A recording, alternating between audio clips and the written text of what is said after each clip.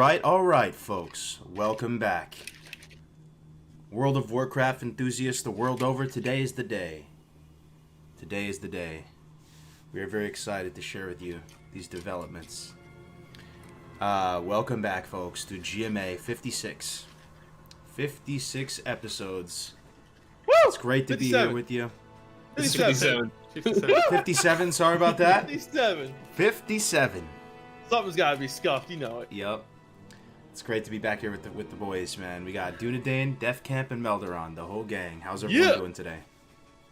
I'm doing fucking fantastic. Yo, Defcamp, so much. Except for I gotta drink this fucking Soylent in a second, so it tastes like shit, but oh well. What flavor Soylent, my man? 57. Well, crazy news that they wake up to this morning. Right? That's right! Blizzard went up and made an oopsie, and they leaked out that they're gonna fucking announce TBC at BlizzCon. Tomorrow. We'll go over it. Yo, many sorry, excited. I just shoot my a little quick. It's all good, bro. It's all good. It happens, man. Yeah, many exciting announcements tomorrow, hopefully. But the biggin is potentially out of the bag right now. But yo, let's just catch up real quick. I haven't talked to you guys in a bit. How you doing, Dunedain? How you been, man?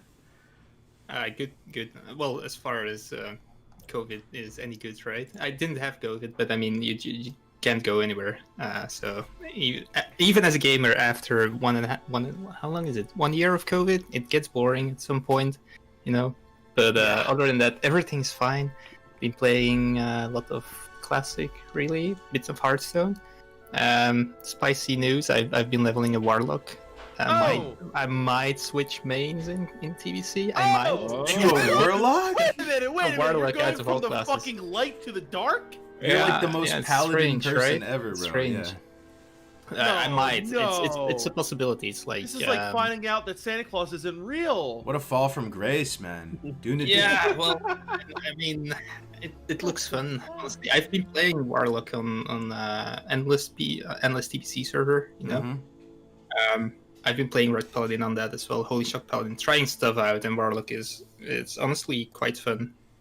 Dude, but so you just broke so many alliance So many fangirls, man. fangirls' hearts. Seriously. But in reality, is it that much different? I mean, he's just going from spamming Holy Light to Shadow Bolt. It looks fun, aka the class is so broken I want to play it. Yo, Cry, thank you for the sub. Everybody, thank you for the sub. Abide, good to see you, my man, Corny B. We got Fitched in the house. We got $10 from Blazing Bob. Thank you for being here, folks. It's going to be an exciting show. Yeah. Melderon and Defcamp, though. I also haven't heard from you guys that much. I saw Melderon sneaking in some Diablo recently. I've been honestly, Diablo has me by the nutsack, man. I can't do anything. I'm in paralysis, right? Like I just keep grinding these rifts. It's too fun, Melderon. It is funny. Thanks for getting me back into it. I haven't played since pretty much after launch, and then I came back for Reaper of Souls and just to beat the game. Oh, I didn't even come back for that. And it's a lot. I don't know. Like I really enjoy the hardcore seasonal stuff because and pumping up the difficulty, like it makes you really more into the game. So it's a lot of fun. Yeah, for sure. Hell yeah, man. But things have been good though with the guild and everything. I saw you guys got your ATS shield today. Yeah, our first ATS. Yo, Kargoz, can I say we at one point we were #1 fastest KT kill on the server. Wow. Faster than Onslaught. Even though, I know that they had some issues, but this was before that. And right now we lost it, but we still have #4 in the world horde. #4 fastest KT cleared. You'll love to see it, man. Shout out to Eden, baby. Also, but Onslaught though, you heard the news about Onslaught, right? The GM quit and everything. Very unfortunate. Well, Faye, yeah. I mean, look at it this way: the guy set out to do what he wanted to do, right? I mean, he led one of the most successful guilds in the world, and he, that dude led every raid team in that guild, every single one of them. And he also did on private servers as well. Yeah. I mean, look, good for him. He got to where he wanted to do, and he's hanging up his, boots or whatever you want to call it. So, so he's leaving with grace, kind of. It wasn't like a horrible implosion or anything. Oh, I don't know much not at all. Not at all. They still have one. They still exist. One raid team going right now, under a different name though, I believe, right? I don't know. Like, I don't want to kind of get into. All I know is they still exist. Yep, and it was a pleasure watching them play. Yeah. 100%. Yeah, I mean, they. Speaking of a Tiege, we getting first a Tiege this Sunday most likely. We got to 50 splinters. Just need we're to already clear halfway to a second 80. one. Wow. No, so the first one. Sorry, first one. No, I mean we are. We're halfway to a second one already. Yeah, but you know, we got it's something with the fellowship and legendary drops. I don't know what it is. Yeah, no, I was saying like we got really lucky with ATS. Yeah, we never like last the night. fact that your crazy. guilds are still strong and pumping though is really impressive, man. Pretty much everybody I talk to, their raids are in shambles, bro. They have like 20 people showing up or less. You know, people really? are just dropping off, not just because they're done with the game or whatever, right? So the fact you guys are still going, man, and keeping the ship afloat. It's a tough time. It's a tough time for people to want to continue raiding, right? Like, especially now with the announcement. You know, it's just you have to just think to yourself: do you enjoy raiding every week? And if you do, that's great, you know. And I think that's why we continue doing it, because we enjoy it. But, you know, I wouldn't be surprised at some point we take a break before TBC comes out as well. Just kind of like chill out for a couple weeks, you know, maybe a month. You know, because there's no reason to keep, you know, stressing yourself out every week, you know. The good thing is that we're continuing the TBC. We have a lot of people who are wanting to come with us, and you know, I think we really set out and did what we wanted to do in Classic. I am more than fucking happy with what we with our outcome and where we reached, and I just want to shout out to everyone in the guild. Eden, if you're listening, love you guys. Thank you all so much. Seriously, it was an amazing fucking run. We're not done yet. It's like a long way to go, and we know, you know, some more TBC stuff. But before we continue, can I please bless this GMA? Please do. Yes. Okay. All right, I got a little special one. So, and my mic is a new mic, so I might not teeter out. So you just, you know, might want to keep it a little low. But here we go. Good morning, Azeroth and Outland, aka fucking Outland, aka I'm sorry, Draenor. Yo, it's him shit, right? Draenor and Outland. Yeah, Draenor and Outland. Yeah. Dude, here we fucking come. Good morning, Outland. It wasn't called Draenor until fucking. Well, I mean, it was still Draenor, but like, yeah, we called Outland. It was called Draenor by the Draenei. Yeah, we call it Outland. It feels like just yesterday, man, when we were doing our first GMAs before Classic came out, right? Dude, I know. You know, Classic had its issues for sure, and you know, community learned a lot. But I can definitely say with confidence, looking back over the past 2 years, been some of the best years of my life, man. Just, I had so much fun with Classic, and I still am having fun, you know. And really, even more so than the game, man. Just the people, man. Yeah, hardcore was huge. I mean, look at it this way, right? Like, COVID was horrible. Like, it is horrible, and it's continued to suck. But like, dude, thank God we had WoW. The amazing, the fact that we had Classic WoW come out, you know, in this pandemic, it at least gave us something to kind of play and look forward to, you know. So, and some people would even say they wouldn't be able to play Classic WoW the extent that they have because of the pandemic. So, for sure, I know that's true for me, but yeah. Hell yeah, man. And now it's time for the next chapter, potentially. Fuck, dude. So, TBC, boys. So, I like, I know a lot of you guys here, you know, we're always like, yeah, Classic this, you know, I love, and listen, I love Classic. It is I had so much fun here. But, like, when I heard the announcement, you know, a few years back, that Classic, you know, when BlizzCon announced, like, when JL and Brack did his thing, you know, JL and Crack, like, as soon as I heard the announcement, literally my first thought was, they're gonna fucking bring out TBC, dude. Like, that was my end game, you know what I mean? Like, that was my initial thought. And, like, you know, I started playing midway, a little later towards Vanilla WoW back in the day, but I didn't get to experience, you know, everything. So it was nice to be able to do that in Classic here, right? Because I really barely raided. I did do so on private servers. TBC for me, even though I did experience all the content and was able to do all the raids and to do PvP, I had so much fun during that time. And being able to have that again is, for me, like, I cannot wait, right? Holy Priest and TBC, for me, the best class spec combo, like, the best fucking spec. Discipline Priest, you know, the best in fucking PvP. Shadow, amazing. Like, I'm just so excited, and I just hope they don't fuck it up, right? That's what that's my really big concern, is that they don't mess this up. So I got faith though, man. I got faith. Yeah, they've done some things recently that have been kind of like impressive stuff that like hasn't made them more money. The multi-boxing change. I know that definitely was like a shocker to me. Like they got rid of software multi-boxing. But I mean, dude, this is a big deal, man. We'll get into the news in a second. But assuming TBC is coming, which it pretty much is confirmed now, that opens the doors towards Wrath and stuff. Like, I mean. They could have either gone in the direction of, okay, we're just going to recreate the original classic game, leave it as is, and that's it. That's our homage to the original game. No interest in making a whole bunch of different servers with different metas and all this. But they crossed that line in the sand, right? So that's if there's TBC, one would think that Wrath is almost an inevitability too, right? At some point. So. Yeah, unless TBC is a complete flop, which I don't think it will be. I think it'll actually be more popular than Classic in a lot of ways because it's we don't know exactly how the world buffs are. World buffs shouldn't be in the game. There are still some. You still get Darkmoon Fair. There's people saying that maybe even Slong. I don't want to get into that, but like world buffs will be heavily reduced, if not gone, and I think that'll keep a lot of retention. And then you have Arena, right?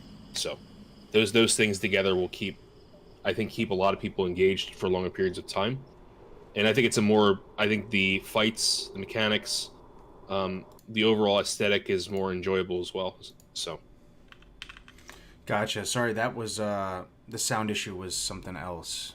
Okay, it should be fixed now. Sorry about that, guys. Okay, good. Okay, good. There's another, video going in the back as well somewhere. Oh, that's what it was. Layers, yeah. I see. Shall we go into the blue post a little bit? Yeah, let's go into it. This is 4 hours, 15 minutes ago. What happened? So, yeah. I just want to read the top here, and then but it says, look what it says. The Burning Crusade Classic has been confirmed in a BlizzConline leak from an official press kit accidentally uploaded by Blizzard. Accidentally, in air quotes. Do you think they just either said, fuck it? I mean, no, that's why a big fuck up, right? Why would you do that? Yeah.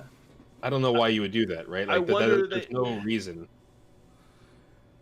Yeah, I mean, you would think that maybe they would do this to build hype, but when it's so close to the announcement tomorrow, I mean, then it's weird, isn't it? We're all going to be excited when they announce it, but it's mitigating against the excitement. I think someone did a big fuck up, honestly. I think someone put something out too early because, I think they've been hinting at it. If you look at the launcher. Right below the new fucking Blizzard launcher, which I don't like new stuff, so I don't like it, but it looks nice. Whatever, whoever worked on a great job. I actually talked to the guy who does the blade, whatever. But if you go down and look where they have that picture, it's Illidan, Asbestos Lady, Lilith. Dude, her name's Lilith. Yeah, and then fucking the new Lich King Bolvar. But the left picture is Illidan. I know it's Hearthstone. I know he's got the cars and shit, but I think it's a hint towards, Illidan's coming back in some form or another at TBC, something like that. So I don't know. I think that they probably did leak this by accident, but like I said, it's a pretty big leak. You know what I mean? Someone fucked up big there. Yeah, someone's losing their job, maybe. Yeah. It's not like we didn't see it coming, right? But the leak has some interesting information, really. If you look into it, at first sight, it seems like, okay, it's coming. We have Blood Elves, we have Draenei, we have Jewelry. But if you really look into what they actually write, you can see some other stuff, which is, I would say, a little bit concerning. So I don't know what you guys think of it. Let's go line by line with it. Yeah, we'll go line by line with it. Line by line. Well, the first part is not very interesting, right? You can go line by line if you want, but it just states... you have the Burning Crusade, basically, with Blood Elves, Draenei. You have Jewelry, you have Zankar March, you have the new zones, you have Black Temple, things like that. Let's just read it real quick. Let's read the whole thing. Okay. Yeah, so, I mean, even before the blue post up here, it says, we do not have a release date in the press kit, but we do know it is coming in 2021. So that is less than a year away, because we are in 2021, obviously, right? So some people might have thought, they're going to announce TBC, but there's a good shot that maybe it's out next year or something in 2022. No. So we are months away. Mm-hmm. yeah, I mean, it's cool, man. Just a little nugget right there. Burning Crusade Classic will roll out in phases, and WoW Classic players can decide to progress their characters on TBC servers or new Classic Era servers.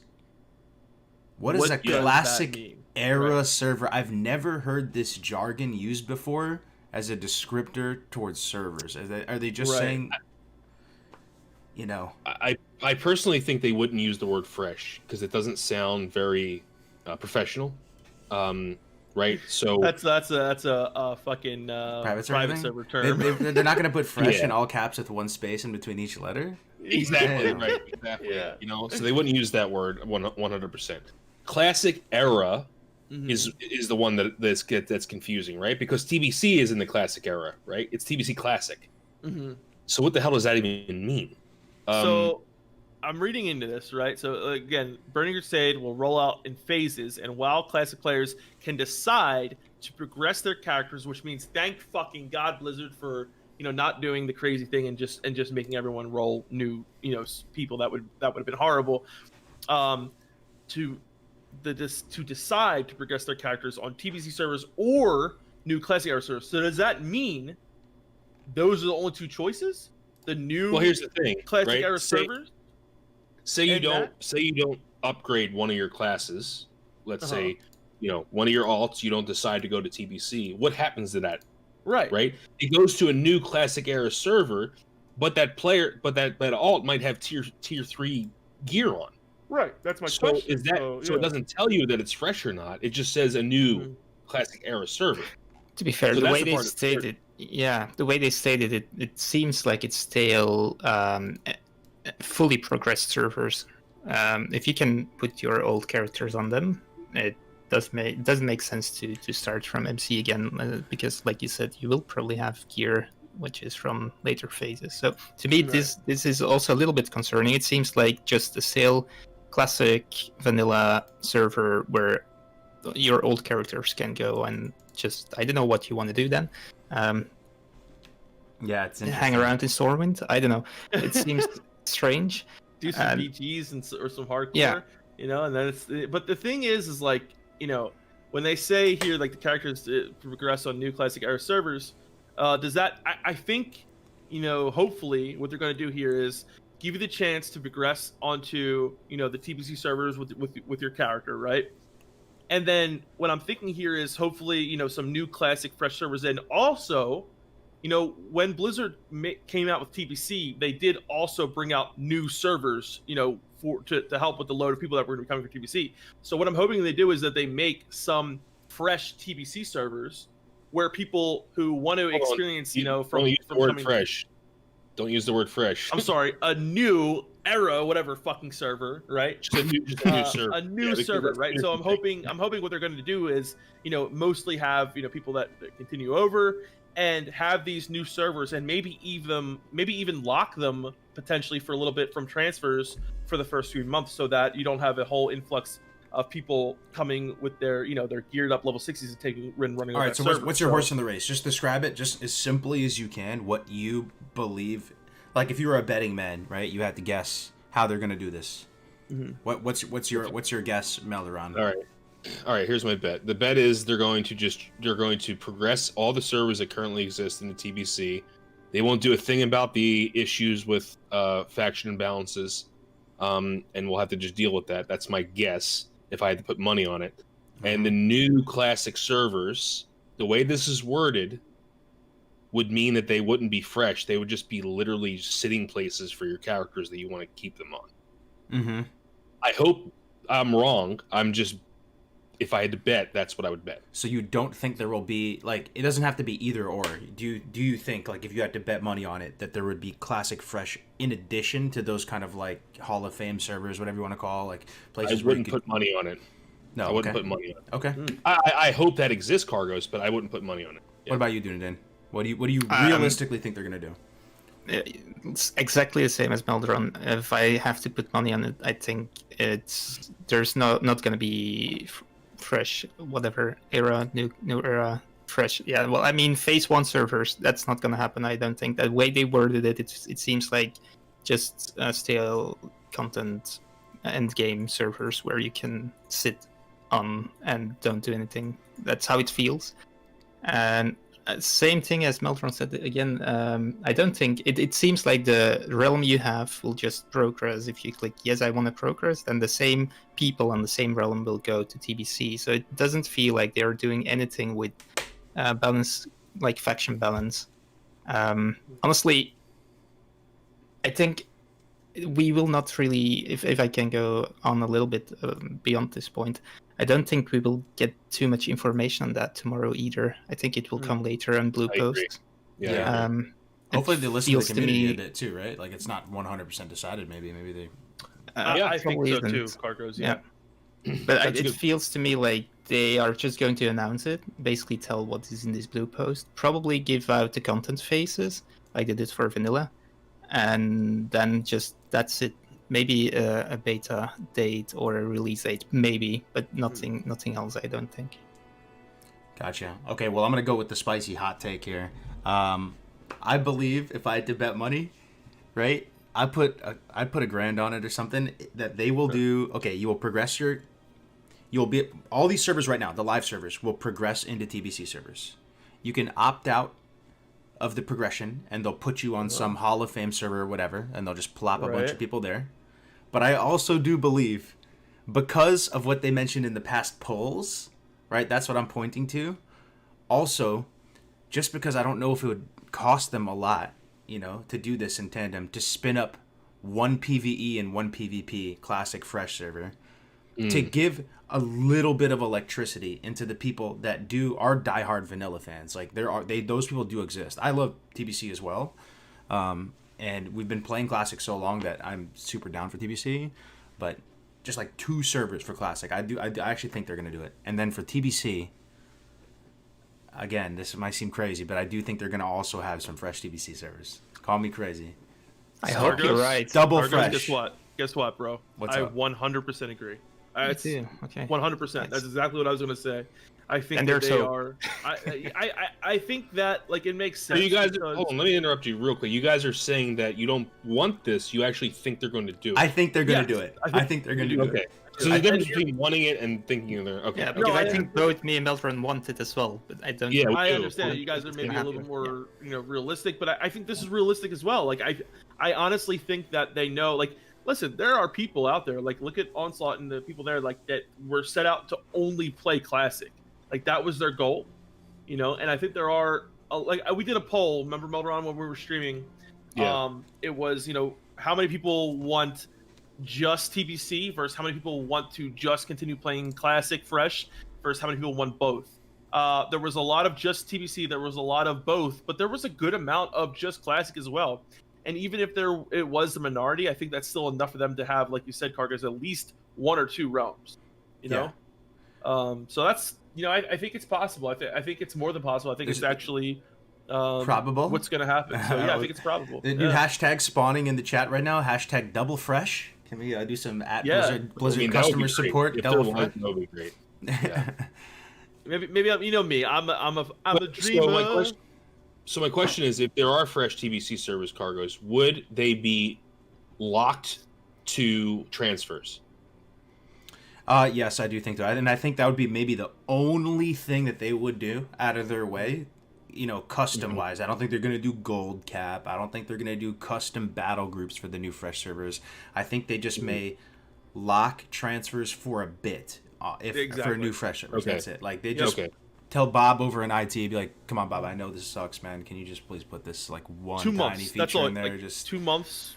Yeah, we got to do this. They're tweeting at us like crazy. Hashtag double fresh. Like, our hands are kind of tied here, Bob. Like, if you could just go ahead and, put 2 months lockout period for transfers, that'd be great. Yeah, guys, if you want it, you got to do. Don't be asinine about it. Like, go in the forums and go into Twitter and say you want double fresh, right? Yeah. That's the way you're going to get it to happen. Hell yeah, man. Hashtag double fresh. And I think locking that server is very important because, like I said earlier, if you have an influx of people coming from these other, I'm going to go on this fresh server because and bring my max level over. You're ruining the point of having that fresh server. Right? There are a lot of people out there who stop playing Classic, or people who just want to play TBC and want to get that fresh experience, right? And go on a realm where that realm is the story starts there, right? On that realm. And once people are at level cap, once, I would say, depending on where the phasing goes, maybe during like that second phase, right? Where hopefully what I'm hoping that second phase would be, would basically be SSC and Tempest Keep. That would then allow the influx of the transfers to be allowed at that point. Mm-hmm. Mm-hmm. Well, that's, to piggyback off what you're saying, it's saying they're going to roll out in phases. That is a good sign. I mean, it was kind of obvious. There's a precedent there with Classic that they're going to do it in chunks. But hopefully Blizzard is, listening to the community and might consider chopping it up into smaller... Well, let's look at Classic. Okay, let's look at Classic, chat. Think back, clear your mind, clean slate, look back at Classic. Did you like the way they did phases in Classic? What was wrong with it? What was right with it? Like, would you... what I'm leading you towards is, like, would you want it to be more bite-sized chunks? Or would you want bigger chunks? Mm-hmm. Or, I think what they did was perfect except for the Phase 2 open world PvP without Battleground. Mm-hmm. Well, outside of that, I think it was fine.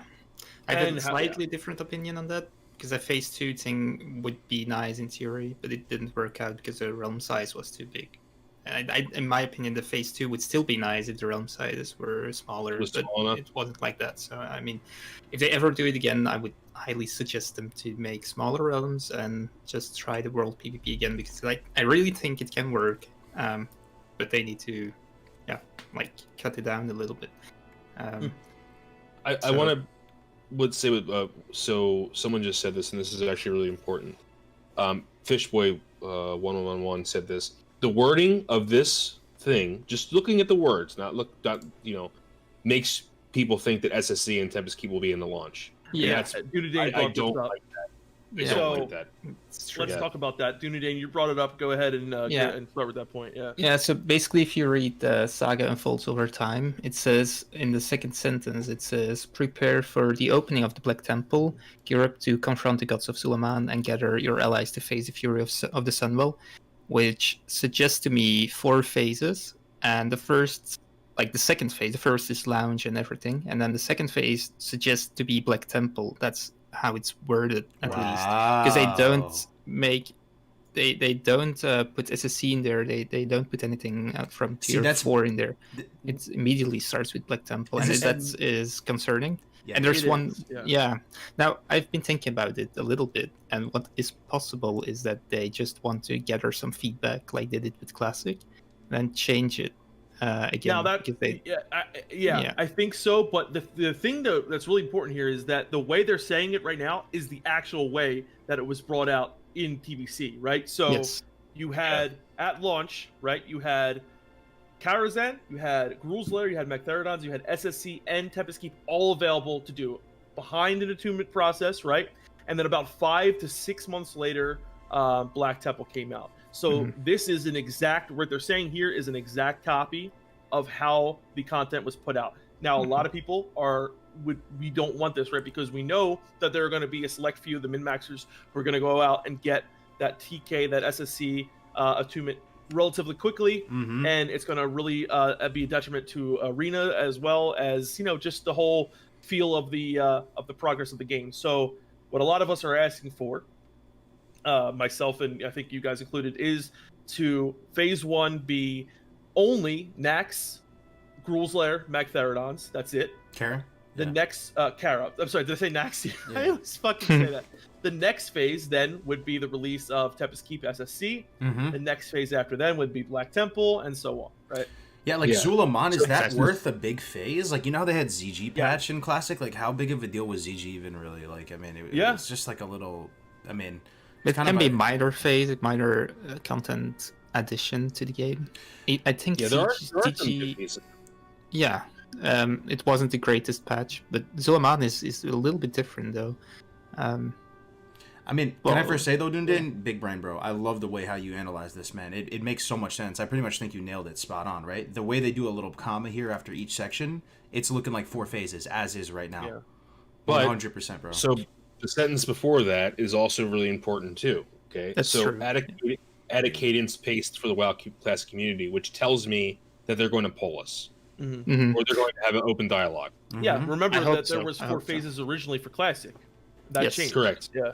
So what's funny, it's probably tinfoil hat theory, but it seems to me like they on purpose start with something we don't want, because let's face it, I think everyone voiced their opinion and everyone's pretty much on the same page on this. We don't want like the entirety of tier 4 and tier 5 at launch, right?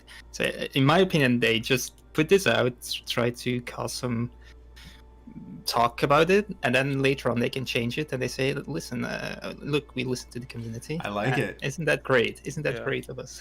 It seems to me like they are doing something like that. They could I hope be. they change it. I Yeah. really hope they do. There's nothing to change because they didn't put out phases yet, but that's how it Yeah. seems to be. They could be. Yeah. Do you think Blizzard's the type of company to do kind of big brand shit like that so they can look like the unsung hero or whatever? Or, I mean, more often than not, you feel like the redheaded stepchild of WoW, right? Like, we're the drop-down box is the way I always say it. We're Yeah, like, basically. They did that for I don't know. Remember, they changed the phase announcement before the game even came out. Mm-hmm. So it was 4 to 6 before launch. Mhm. So they didn't use any data. They just Yeah. that had to have been coming from somewhere, right? Why would they change 4 to 6 before? There the was a game lot came of content creators that were pushing it. I remember, like, out? as fan So was they talking were about. actually looking at the community, right? So they Right. were actually Yeah. oh, what's the over-under of us graduating out of the drop-down box, though? Do you guys think we're going to have our own section on the Battle.net launcher? For- Ooh. do you think I we're don't going to have know, to man. go to WoW Shadowlands and then hit the little box and then scroll down I- and go, Well, WoW Classic? I think what No. they should do WoW is TBC? have Yes. a classic option that has a drop-down box for TBC, for Classic, That's right? what I'm saying, So man. they should just have one that says Classic, World of Warcraft, then the drop-down box, you can pick which server you want to be on, right? Well, the thing is, like, once you hit it once, it's my launcher always loads classic, right? Yeah. So, Mhm. yeah. It does, but So I if you were to go to Battle.net, though, like, it still shows the Shadowlands, like, news and shit, right? And it like... True. I don't know. Anyway, it's just a funny little thing, but it makes you feel like we're just this little niche community. Maybe we are, but with TBC coming out, it could be bigger than Shadowlands, so maybe we get our own spot on the Battle.net launcher. Never know. You never know. You never So let's know. read the rest of this blue Yeah, post. let's go from the top, man. I want to savor it. Yeah. Go, Yeah. Read the top paragraph too, man, if you can. This one right here. Okay, yeah. Journey through the Dark Portal once again in World of Warcraft Burning Crusade Classic. Originally released in January 2007, the Burning Crusade summoned the heroes of Azeroth to the shattered and fell-scarred realm of Outland to stop an invasion of the demonic Burning Legion. In 2021, Blizzard Entertainment's recreation of the first World of Warcraft expansion will give players from around the world a chance to return to Outland as it once was, to relive an era of timeless adventure or experience what awaits beyond the Dark Portal for the first Okay, a time. little bit of nugget there. I mean, that is just a cool ass paragraph. It gets me hype. But as it once was, does suggest no changes and no crazy customization. I was always fantasizing about the idea of them maybe, turning the dial up on difficulty and going, you are not prepared for real. Even if you played these sweaty private servers, like, you are actually not prepared because we've added a randomization to the bosses or something to make it harder. It doesn't look like that'll happen though. Yeah, so it doesn't. But again, it's hard to. Coming from the whole developer standpoint, we talked to a lot of developers. So how the last iteration, last patch, represents not only just class balancing, but a lot of other things too. And in my opinion, I know Dunedain will totally not agree with this, and that's fine. I think there's a lot of good points in the 1.1 argument he had for Classic, but there's a lot of things they went back on. There's a lot of things they shifted and changed like multiple times.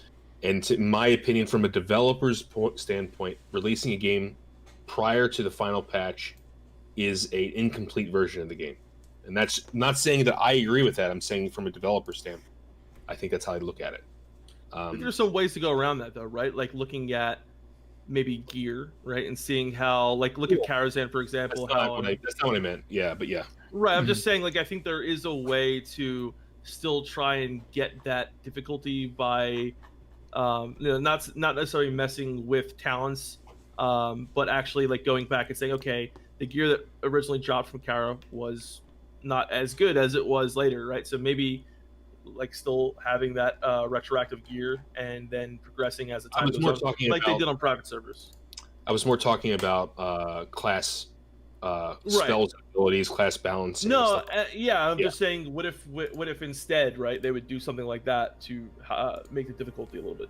Now, the thing is, in TBC there have been changes, especially to things like Circle of Healing and stuff. But it's nowhere near as big as it was in Classic. In Classic, you had content patches that back in the day that were basically called like, this is the Warrior patch, or this is the Paladin patch, or whatever. So from nostalgic point of view, to me personally, it made sense if we had those things again. Like in this patch, Warriors get their updates, and in the next phase, Paladins will get their updates. And in TBC, it's a little bit different. So I wouldn't. For TBC, I'm totally fine actually if they go with the latest patch. But the same issues will arise, and that is that the content is going to be slightly easier in the beginning. And we saw in Classic that it was pretty detrimental to the, in my opinion at least, to the end game rating. Because it's only from Nax on that, honestly, it became really fun to do, right? In Nax, I really had a blast, and I still have, and I still like it. And AQ, I mean, after one time or two times, I'd seen it. It's not fun. It's boring. It's easy. So I hope they don't make that same mistake. And I think the mistake is less big in TBC because everything is slightly more interesting, and there weren't as much changes on the balance. Things changed less severe, let's say. They changed a lot in the raids, though. A lot of content in the raids was the buffed content. Yeah, it's kind of important in my opinion. They bring out everything in its unnerved state. Unnerved, really? Yeah. Yeah, I mean, but not broken, right? Because there was Maybe there was some broken points where fun. they say Kale Thos was like unkillable, and there was an issue with certain fights. I remember when Hydra first came out, there was a lot of bugs. Well, we don't need that. We don't need bugs. Right. Back. So that's the important thing to make that difference is like, we're not talking about like bring all the bugs and like all that, but the content, especially now, knowing that people are a lot more knowledgeable. But the one thing is that I do think like a lot of people did play on TBC private servers, myself included. But I do still think there is a little bit more unknown of TBC than there was Classic, right? Yes, that's true. Yeah, I think so too, and that's gonna be already a huge difference in itself. Yeah, it's less theory crafted. People will min-max on the spots rather than before the game is launched. I'm just writing down random miscellaneous stuff that's coming to mind in like a big notepad. So if they're building this as it once was, also that's kind of the dream is dead, guys, for maybe racials being added to the alliance, or finding a way to try to balance out either some of the paladin racials. You think? Right. I mean, just saying as it once was is suggestive of all that, right? So there's one thing. The other thing I want to throw out there is if any monster brain in the chat wants to start a rolling list as well, I have one going right now, but of stuff that's up in the air, that's like Blizzard's call, that they could go, like they have the ability to stay within the realm of no changes and make a decision on a bunch of different things, right? Things that come to mind: heroic dungeon difficulty, for the key. At the start, is it heroic? Is it revered? Is the BG gear or is that early blue PvP set going to be there? How is the the S1 gear going to look? The NG stuff, as the goggles, are the goggles going to be there on launch? Are they going to be upgradable? This might just be the tip of the iceberg. There might be a ton of stuff, drums and bloodlust and all that stuff. But honestly, I don't expect any answers tomorrow or this weekend on those questions. And if we get answers, it will be in blue posts or once the game is launched eventually. Honestly, I think they will just not say anything about it and just launch it the way it was. I think so. If they allow somehow kind of virtual back and forth, I don't know how they would even do that. Usually they field questions, right? At Real BlizzCon, we were there. These questions will definitely be asked, I think, Kargoz, and you're going to get we haven't decided yet. We're going to talk to you about it, community, blah, blah, blah. The standard pandering kind of, we'll get to it when we get to it kind of thing. Like, I agree with Dunedain. We're not going to know anything tomorrow. They're going to gauge the community's response. All we're going to know is that the game's going to be released, and they may give us like a beta date or something. That's it. You know what the best case scenario is tomorrow? You know what I'm hoping for? Playable demo of TBC. Call me crazy. Not only that, yes. Like, what if tomorrow, like literally tomorrow, guys? What if tomorrow, during BlizzCon, They make the announcement and they go, you guys can play TBC right now, like demo. You can start leveling a Blood Elf Draenei right now. We have it as a special event. They might. And then also, super hot fire new TBC classic trailer. Like, it doesn't have to be, you know, with the CGI and all that, but even just one of those chromey joints would do. You know, that would get my fix. I would get my fix if we saw one of the backwards chromies with the TBC. I mean, a nice trailer for TBC Classic. Come on, that would be amazing. You know, when they announce it. How awesome would it be for that? And then they allow people to make instant 70s and do arena skirmishes and stuff like that. Oh, that's a stretch. I wish, man, an arena. That would be fucking awesome. That would be so cool. That's a big stretch, but I honestly was thinking about this, Kargoz, and I think it is in the realm of possibility of them saying, and you know, once we announce it, blah blah blah, and here now after this, you know, whatever, you can play, you know, a TBC demo that we have ready for you guys. And have it, you know, I mean, they have done stuff like that before, right? Where they don't announce beforehand, have a demo ready, maybe for a couple days that people can play. I think it's possible, you know, just for people to try out maybe the starting zones, maybe just Blood Elf and Draenei or something like that. But it's how did they do it in the past? Yeah. They did it right. So during one of the BlizzCons, I forgot, 2017 was it, or 2018, we were able to play a demo. Did they announce that ahead of time? Does anybody remember? Does anybody have an? They did. Yes, they did announce it ahead of time because you could buy a BlizzCon online to get access to that demo. But they did it in for a Hearthstone game. It's different, but it's happened before. They announced an expansion and it immediately launched like the day after BlizzCon. I see. However, so if there was a demo, it would be a paid thing likely, and because it wasn't announced in the BlizzCon package thing that you can buy, it's probably not going to happen. But remember what they did last year for Diablo 4? Yeah, what did they do? That was a free demo that wasn't announced. Yeah, but that's for people there at the convention center. I'm saying for right. There's no one there, so it's possible actually. Right. So I'm saying that the fact that there's going to be no one there, maybe they'll have a free small demo for everyone to do for TBC. Sure. That being said, though, if it's like a beta or a demo where you can level from 60 to, let's say, 62, would you actually do that? I think if they do a demo, it's probably going to be like Draenei and Blood Elf. Yeah, like Ghost even then, and all that. Would you want to do that? Fuck yeah. Yeah, fuck yeah. Do some duel tournaments like back in the day. Remember Server 37, man? Back in the demo, doing like little funky duel tournaments, like. Maybe the low level things, yes, but I wouldn't want to level in Hellfire Peninsula. I would want to save that for actual launch. True.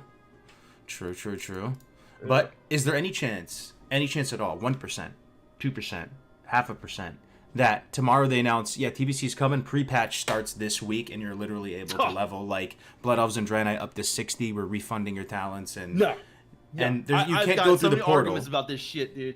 Everyone, I got people messaging me on Discord. They're like, I think Blizzard will allow Blood Elves and Draenei to level on the pre-patch. I think if there's a pre-patch, you know, Kargoz, like it could be coming soon, but I think the pre-patch is going to be coming probably in a couple months or whatever, right? Where all the pre-patch is going to be is the new talents, you know, that kind of shit, right?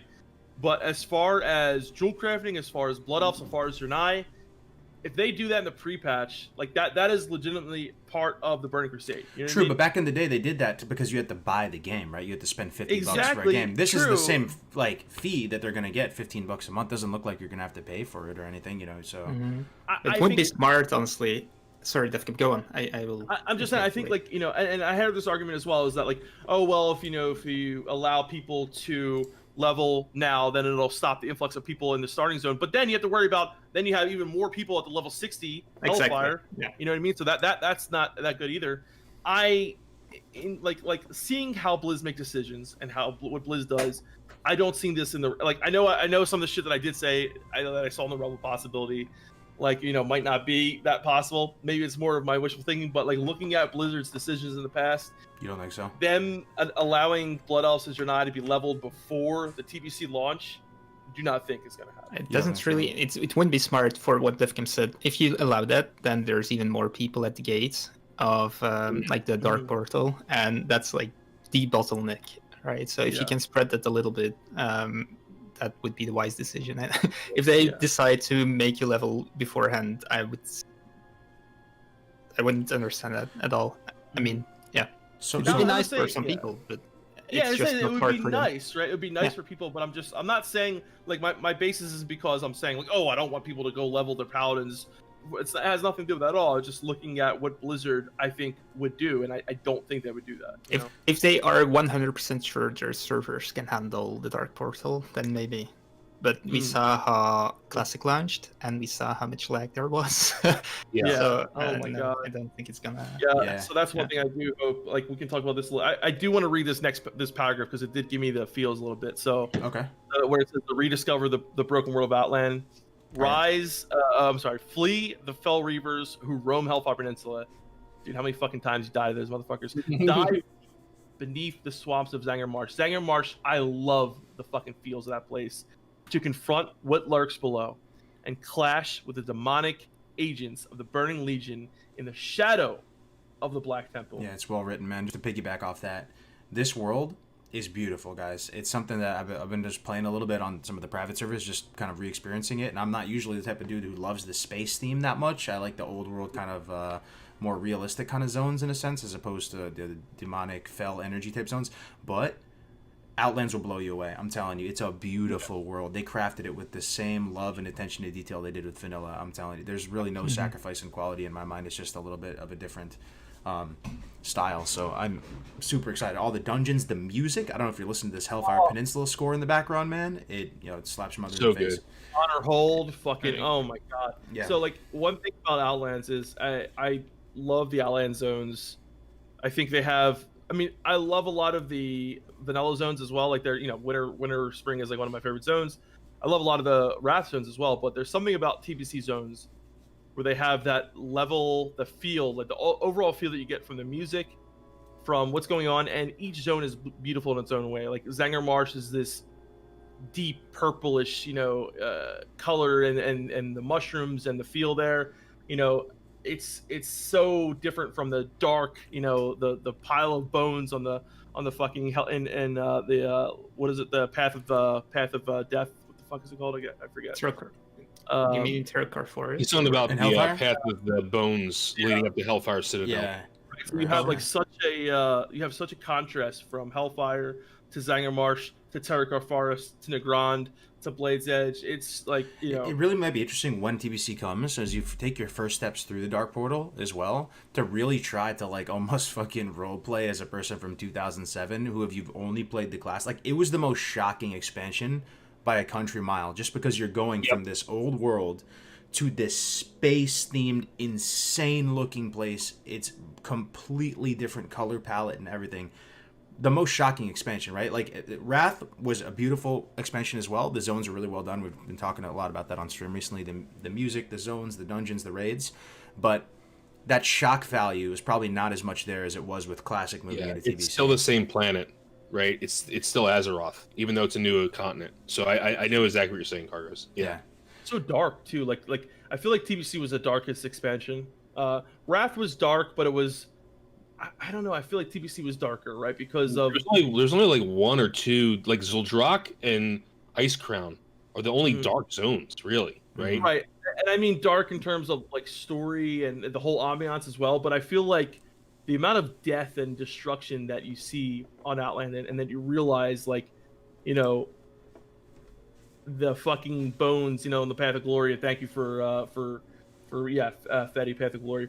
The amount of just fucking death and destruction that is on Outland is fucking, it's crazy, right? And then you look at zones like Netherstorm, and so like the thing that I always loved the other zones first. Like the other zones more like the lush zones like Nagrand, and Terracar. But there is something really interesting about like Netherstorm and Shadow Moon Valley, is that like you can see Shadow Moon Valley, just like the level of corruption that had gone on there, and the death and everything that caused it like that. And Netherstorm, when you look at it and you notice like the little pockets of the jungles, and on the ley lines and everything like that, and you look up and you see, floating up on the eye, right, where you see the dungeons up there for the Tempest Keep. It is so fucking cool. It really is, and I never My question is, liked them that much back in the day, but like those two zones have grown on me so much. Same Shadow here. Moon and what was in Netherstorm before it became all like that? You know how in Warlords of Draenor they like you went back into Outland, but it was kind of the zones before they got all messed up or whatever. What the hell was Netherstorm? I wonder. Was it still just the space age area? Somebody in the chat will probably know. Anyway, though, another question I had was, let's say they do announce this tomorrow. How much time does Blizzard have in their mind before they, before release, before they lose that hype, right? Before it starts to be too long? Because if games wait too long to release, the hype will go up and it'll go down, and it may not recover up to where it once was. Where I'm going, chat, is assuming they announce this tomorrow, what's your prediction on when it actually comes out? The live game for everyone, or the beta, or both? Let's say live game for everybody. The beta is just whatever, man. Just think about how long it's going to be. I'd say, let's say we're in February. I think May. I was gonna say August, maybe. Is that? I kind of believe the leaks, so it gets May. So you think we can wait a couple months without anything, and people will still be hyped for it? The thing is, you will first have pre-patch, so it's almost March. It's basically announced a week before March. So if we have pre-patch halfway April, we have 1.5 months of Nax, and then pre-patch, and then it will launch probably beginning middle of May. Do you think it's going to depend on what's going on in Shadowlands at all, or do you think they're going to just? No, I don't think so. No, because they basically released Shadowlands at the same time as Nax, so they don't really care. Yeah, for me that was a pretty big I think we lost a lot of people in Nax because of that as well. A lot of people just wanted to go play Shadowlands, and I do think they should probably because there is a lot of crossover that I've noticed, especially when a new expansion comes out, right? A lot of people just want to try the new expansion. So I don't know. I think maybe potentially doing it in a lull in Shadowlands wouldn't be a bad idea. But yeah, August for me, I thought August. I'm like, that does seem kind of late. That's like the latest I would believe. But May is what? How many months from now is May? Well, March, April, May. So it's 2 months, right? Didn't we reach a point with Classic where we felt like the hype was almost going down for a bit? Like where everyone was wondering. Remember you guys, a lot of you guys in the chat were there. We were wondering like, yo, when they said it's going to be summer, man. It's already like summer, right? It's getting towards the end of summer already. Like, are they really going to release it now? And people were getting frustrated. It almost felt like the hype dipped a little bit. So looking at Classic as a precedent, like maybe they shouldn't wait too long. Maybe they shouldn't, because you can't expect people. I think people who play Classic for the most part. You can't expect people to raid Nax for another 4 months. That's crazy, right? 5 months. Yeah, that's insane. I mean, that's like when other expansions, right? The last raid tier is out for a long time, like 8 months. Yeah, but those are newly developed games. Oh yeah, I agree. Right? I agree. The game that's already been made. Like, there's no reason it should take that long to release, right? Yeah. Like, so that's my point. Like, yes, if it's a new game, like literally like Shadowlands or a next expansion, yeah, okay, it's going to take them a long time to develop. All they're doing is retroporting, right? So it's I don't think it's going to be. And then they did it with Classic. A lot of that hard work has been done. Mm-hmm. The fact that they had all the TBC data, they didn't have the vanilla data. They had to piecemeal a lot of that together. This should be a pretty quick turnaround, in my opinion. Yeah. So, okay, let's say they announce it tomorrow, and then you're saying it's May. So that's what, 4 months from now or so, or was it 4 months? March, only 3, right? Okay. 2.5 months. Yeah. So that means beta soon. Well, so how long is the entire? How long was the lifespan of Classic, right? Because the lifespan will end right as soon as it moves into TBC. That might give us a prediction towards how long the TBC lifespan. They're talking about this cadence. Maybe we could expect 2.5 years at that point of TBC. So if we're going by like any assumption of like how the expansions worked back in the day, like Classic will have been out less than 2 years, whereas Vanilla WoW was out for what, like almost 3, I think. 2 and a bit. Not at least 2.5, right? It was definitely at least 2.5. And TBC was, if I'm not mistaken, the shortest expansion. It was out for less than 2 years. It was out from 2007 to 2008. It was the shortest indeed. Yeah. Okay, so But it entirely depends on what they do with the phases again. So if they indeed decide to do tier 4 and tier 5 together, then obviously we lose a couple of months of actual gameplay, which is so Classic hasn't been out for 2 years yet. Classic hasn't been out for 2 years. Sorry, my bad. I thought it was for some reason out for longer than 2 years. It would be 2 years in August. Yeah. Okay. So I wouldn't be surprised if we get Classic Wrath next winter. Wow. Not this winter coming up, the winter after it. I can see that's possible, yeah. So 2 years from now, basically. Frozen motif. Yeah, it's a year and a half from now. Yeah. No, it's 2 years. Sorry, a year and a half from the launch of TBC. Sorry. If TBC comes out in May, you'll see Wrath the following winter, the winter of 2022. I think that's good. I think Wrath will come out. Yeah, so, that would suit the team as well. It's like cold. Venture to the northern. Yeah. What's it called? Northland. Out for about a year and a half. I think that sounds right. Yeah. I really want to like. I don't like the idea of like rushing stuff, but I also think that the timelines in Classic, like people are downing the content much quicker than they would have been, right? So it's okay to go a little bit faster. I think a little bit faster, but I think a year and a half for TBC would be good. Mm-hmm. Yeah, me too. Gotcha. You guys want to read the rest of that? Oh yeah, we'll go back to it.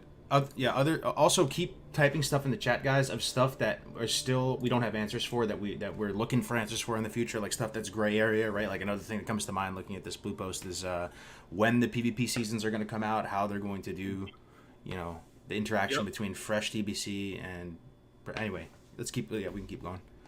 I'll highlight it. We stopped right. Join the fight. Anybody else want to read it, or I can go? Yeah, I'll read the next one. Join the fight as a Blood Elf or a Draenei. Everyone gets pissed off how I say it.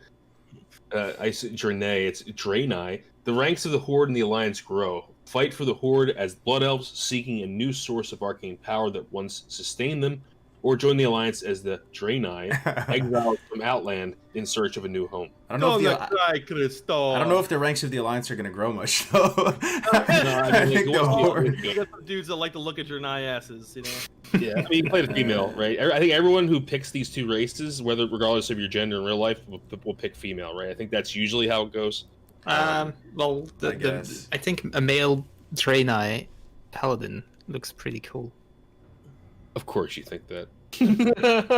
I like. Here's the thing about like. I love the Blood Elf. I love everything. I love the lore. I love the leveling in the Blood Elf zones is amazing. I love it. I love the music. However, playing a male Blood Elf, I like playing a male Blood Elf. I mean, I hate their laugh. I hate their jump. But like, I don't know. I feel like I'd rather like I kind of like how they look in armor in a way. You know what I mean? Mm-hmm. But I hate their pompous, like they remind me of like the British and like the Revolutionary War, like you know what I mean, like very pompous. Yeah. Sorry, all you English people that's in the chat. Well, here's my question. Now, not British people now, British people back. I mean, yeah, people like that. The pompous. The most likely scenario is Blizzard does not a damn thing to address faction imbalance, right? That is the most likely. They're probably not going to go out of their way to try to fix it or rectify the situation. They just probably don't want to poke a whatever that expression is. You don't want to poke an angry bear or something, right? Like they're just kind of like leaving it as is. What do you guys think is going to happen if nothing is done at all to address faction balance and things just move into TBC? These servers move into TBC, and there's a couple freshes. It's going to be a lot of fucking Blood Elves, bro. So. Melderon and I were streaming the other night, and I pulled up now this is all based off of Warcraft logs, right? We pulled up all the realms, and as of like recently, and then like I said, this is all based on Warcraft logs. The number of people playing Horde versus Alliance in everything, like I'm talking like NA, US, PvP, PvE was like literally. I think it was like 52% Horde to 48% Alliance. I thought it was gonna be worse than that. That's insanely good. That's insanely balanced. What? That's just Raiders, but that's still. Just, like I said, that's just Raiders. That's from, but like that's a pretty good, view of the populace. like there are servers that are, like Skyrim for the Alliance, like 98% Alliance, 2% Horde, 100% Alliance, stuff like that. And however, I do think that is going to get bigger in TBC. I think it's going to probably go somewhere from like 60% Horde to 40% Alliance. But in all honesty, I don't think that is like too horrible regarding, like how everything is right now. Can I interrupt you real quick? Yeah, go ahead. So just in case anybody was wondering, it's a pretty epic day. We got this announcement, and the NASA rover Perseverance just landed on Mars, by the way. What? Yeah, to the moon! Oh, yeah. Are your names on it? Or no? No. Oh, mine is. On the rover? Actually, little known fact, Melderon made that My rover name in his backyard. Yeah, I did. I made it. You could put your name on it, didn't you know? This is a pretty epic day, I have to say. I put my name on it. I'm embarrassed to say I'm very embarrassed to say I didn't even know that was going on, bro. I literally am just a gamer husk at this all right, point. Brother. That's really cool, though. You know what really matters in life, right? It's WoW and Mars rovers. hell yeah, we're to the moon, baby. But dude, that's okay. So that's to a new planet too tomorrow. So, I mean, well, not yet, but that's pretty insane. So just to reiterate, 52% Horde, 48% Alliance on the servers as a whole. I guess that's just Raiders, like you said. like I said, that's just Raiders. However, I think it's a pretty fair look at everything. Good sample size. Yeah. So maybe it's not going to be maybe it's not going to be as bad as I was thinking, right, guys? Because most people are going to want to progress their characters as opposed to start a new one and level all over again, right? So if the faction balance is truly kind of by some miracle even right now, maybe they don't have to do anything about it, and maybe a fresh TBC server would have worse faction balance than these established servers that are progressing in, right? And also worse class balance. So if there's a totally fresh TBC server, right? PvP, fresh TBC server tomorrow. Shout out to Endless too. Anyway, if it starts, you might see a way more Horde and also way less warriors and the human warriors and stuff like that, right? So paladins and shamans, yeah. Like true, but that's a really good point, Kargoz. I think that's something that maybe they are considering. Like if we want to maintain some type of faction balance, fresh servers would skew that terribly, I think. Maybe, yeah. Except if they do faction queues and everything's solved. Like, I mean, you can still do that. Right? True. Well, not everything. The faction balance is solved, not the class balance per se. But you mentioned worldwide data, but you also say you have full Horde and full Alliance servers, so there's still something wrong. I mean, exactly. If it's well balanced worldwide, then it shouldn't be too much of a problem to make servers that are around that 50-50 balance. That's what I was saying, Dunedain, but and listen, I know there's a lot of problems when you merge servers, right? When it comes to guilds, so the population on the servers, like again, this is just the Raiders, right? So it's obviously bigger. For Skyrim, it was around, I think, 2,500 Horde. So you could probably, I don't know, maybe double that to be on the safe side. So even if you were to say merge like two servers, I mean, it would be a really big server, right? But then I don't know. And listen, like one of my main concerns is, I'm joking, but Hala, right? So Hala, how the hell am I going to get my Silver War Talbuck if there's no alliance, right? Think about it. Right. So, yeah. Like we need to have something going on. So definitely can get his Silver War Talbuck. We have to have. Bro, nobody rides that mount, bro. I love that Talbuck sucks, bro. I remember getting that back in the day, man. Getting the ogre beads, man. Turning those in. That's the worst mount, man. Silver War Talbuck is the shit. I think you're right, actually, that many people will not reroll factions. I think many people stay with the guild they have now and just stay on the faction they have. And if they start, you don't think so? I think the majority definitely will not reroll. Like 90% of guilds have fallen apart. That's true, but don't you think people will just want to progress their character and stay together with the friends they have? So stay with what they have. Yes, the money they've accumulated, the class, they're all that they're leveling. Yes, I do agree that. But also social connections they made, I think. Even if a guild fell apart, you still have 5-10 friends. I don't know. Yeah, I agree with you. I just don't agree that it's because of guilds. That's all. Yeah. Probably. Yeah, it's because we are in a situation with guilds. Right, I think we're a little biased. Yeah. But I think this all comes down to is that I don't think the faction queue is going to be as bad as people think it's going to be. I think it's going to be a problem. I'm not saying that it's not. Well, there is no faction queue necessarily right now, but you're saying if they put one in. I'm sorry, I meant faction imbalance. Faction imbalance, okay.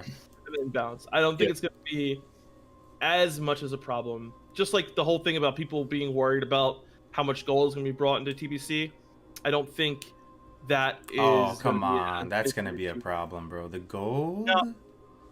Now dude, here's my reason. Look at the GDKP runs and stuff, bro. How much gold is out there? The vendors don't stand a chance, bro. Listen, honestly, Kargoz, someone who was totally against like the WoW token, I've been thinking about it like more, right? Because listen, I know that there is way too much gold out there, but like what's going to happen is even if we limit the amount of gold going into TBC, people are going to get restocked on gold fucking really fucking quick again. That's my point, right? Mm-hmm. So I don't think like the blocking the amount of gold that going into TBC is going to be a fix for anything. I am against the WoW token. Let me just say that. However, when it comes to how much gold can be bought right now by fucking players for so cheap, like what else could we do to combat that? I know what to do. I literally know what to do. Tell me, baby. I actually know what to do. I have the answer to you, Defcamp. Bring it. You want to know what it is? You want to guess what it is? Dual spec and make it really costly. No. Blizzard would just have to do one thing. They wouldn't have to code a damn thing. They'd have to change a paragraph of text. What? All they would have to do is they would say, if you are caught buying gold or anything, your account and everything associated with your account across all Blizzard titles is permabanned forever. There's no appeal. You're done, son. They have to. The problem is they have to follow through with right, that. But even the threat of that, I'm telling you, will cut 50%. I don't know. I'm shooting from the hip here, but I think there's a lot of people that are on that fence where they're like, there's literally no consequence to me buying just fat stacks of gold right now. The worst thing that can happen is I get a little slappity on the wrist, from Blizzard. Uncle Blizzard bans me for like a week or 24 hours or gives me a little warning, shoots me an email. If it was that dramatic of a consequence, everyone's Hearthstone's cards that they've accumulated over the last decade, everything. If they said, if you are caught buying gold, you are done forever, no appeal, see you later. I think 50% of people maybe would stop buying gold.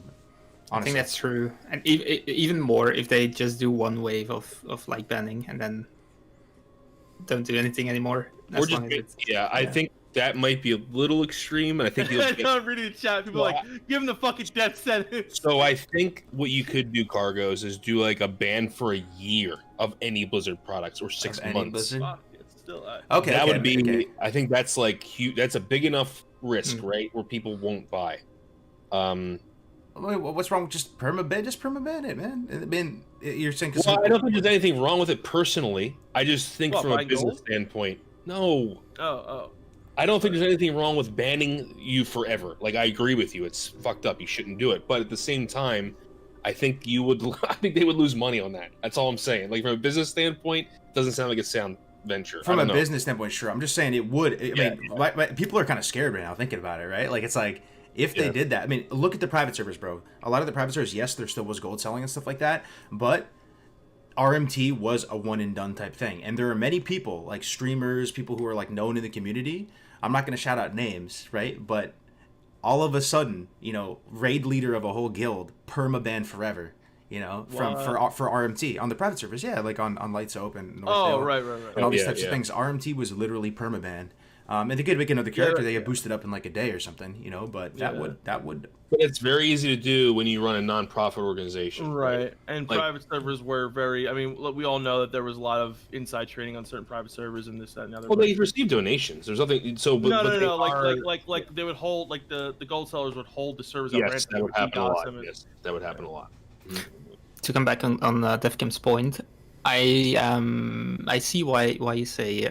Tokens would be a good idea. Yeah, tell me why, because listen, everything about the token just gives right, because it's like the new thing, but like tell me why we can't have a WoW token, because like I want to be fucking like persuaded not to have persuaded back over, but like every time I look at him, like it honestly I think is the only option. No, Like, No, you just well, yeah, permaban maybe. gold Let me gold make a selling. case. So, what? Why is it positive to have a WoW token? Because technically, it doesn't add gold to the game, right? It's just you can buy it, Right. but it's gold from someone else, and it will lower the total amount of gold in the end because you won't have those butters and you Right. won't have those high influxes of gold, basically. So, in that sense, it's a good thing to have it. On the other hand, it shouts wrong to me because it's not the right cure, and you can, let's say it's something totally different. Let's say global warming. We just keep like putting what's it called, CO2. gases, Or gases into the atmosphere, right? And it keeps warming up, and we don't care because Pollution. the cure, because the cure could be, well, we can just put mirrors in space and it will reflect sunlight, and it's all fine. Fuck yeah. We just keep going and put more, pollution in the atmosphere. So that's not a good solution. Well, it helps, yes, it helps, but I it's see the not WoW good, token right? more like an electric car than it is. Yeah, I don't know. It seems Yeah. like a solution because they don't care to actually Electric fix cars run the on real problem. on electricity that's made from fossil fuels. I know exactly. That's another point too, which is like there's still the issue there. It's Mhm. so, but what I'm saying is like that we know that from retail that the WoW token is effective at reducing the number of bots, reducing Is the it amount though? of fucking. Is it It though? is. It is. It You is. see It people make absolutely Here it is. is. Here it is. Here it is. People are still buying in Philosophically, I know there is, but it's been like. Do you remember what it was like before the WoW token was there? philosophically, this is a Diablo term that I learned from the Diablo community. Okay, they have a term called buying power. Like, you never create a game where you can buy power. It's like the worst thing ever. So it's basically pay to win, right? Like, if you create a game where you can, with money, buy power, as opposed to a cosmetic and you can look like a fairy sprite darter, person like that. That's a Hell yeah, cosmetic, bro. right? I'm saying if you can buy power, like if you're allowing that philosophically of your game, like it damages it in some way, right? Where there is some authorized way, even if it doesn't change much, right? Even if people are going to buy gold anyway from an outside party, the fact that you allow it, I feel like it does something to the game, right? And it's no secret if you played WoW for a while, every iteration of the game, you can buy power with gold, 100%. Whether it's literally just manually paying for a carry, paying for a boost, you could probably even get Gladiator with enough gold. They'd probably want to purchase that sell that service for money, right? But if you had enough gold, then you could still probably get there. So I don't know. That would be my first response to you, right? But I here's the don't thing. disagree with you though, Kargoz. Like that's the thing is I still at the end of the day, it still fixes a big problem that we have, right? So, well, here's the thing. The WoW token already exists, right? It just isn't officially a Blizzard product because you can buy a shit ton of gold right now in Classic and GDP your way to greatness, right? Right, but there's a chance that you get caught. There's a chance that is it's there? ruined. Is Yes, there really? How there is. do I know gold people right who now? have got. I know people who have gotten caught. Yeah, slap on the wrist. Or people, but what percentage of those people are the actual people who buy? Well, here's the thing. Not only is that, but we have a negative outcome with the bots, right? Like that's the biggest. It's all the same thing. Okay, It all drives together. Put right? your mind, put your like literally think about being someone who pays hundreds of thousands of gold for purple pixels, right? Like, okay, think about that person. They go to wowvendor.com or whatever it is, right? And they buy like, to 100k gold. Those people care about the purple pixels. They want to have an account that looks awesome, that they can like cherish, right? So those same people are going to be shook to the core if they get perma-banned, if you get caught. Here's the other thing though, Kargoz. These people are also people who just can't afford their consumes every week that end up buying gold because they don't have the time to farm for Nax. Right, and they just want to be able to fucking. Well, that won't be more. That won't be the same thing in TBC though. The consumables would be a bit cheaper, right? It's not like going to be as. But I mean, you're still going to have people like you're going to have all the bots controlling all the fucking leather, all the fucking cliff-top leather, basically, and gold farmers controlling it on each server. And there's only a certain amount per server, so you're going to have a lot of issues there. I don't know. I just see I understand what you guys are saying, and like I trust me, I don't think it's like the best thing ever, but I just don't see another option. The point I made was agreeing with you, Defcamp. I wasn't arguing with you. Right. I said the WoW token already exists, right?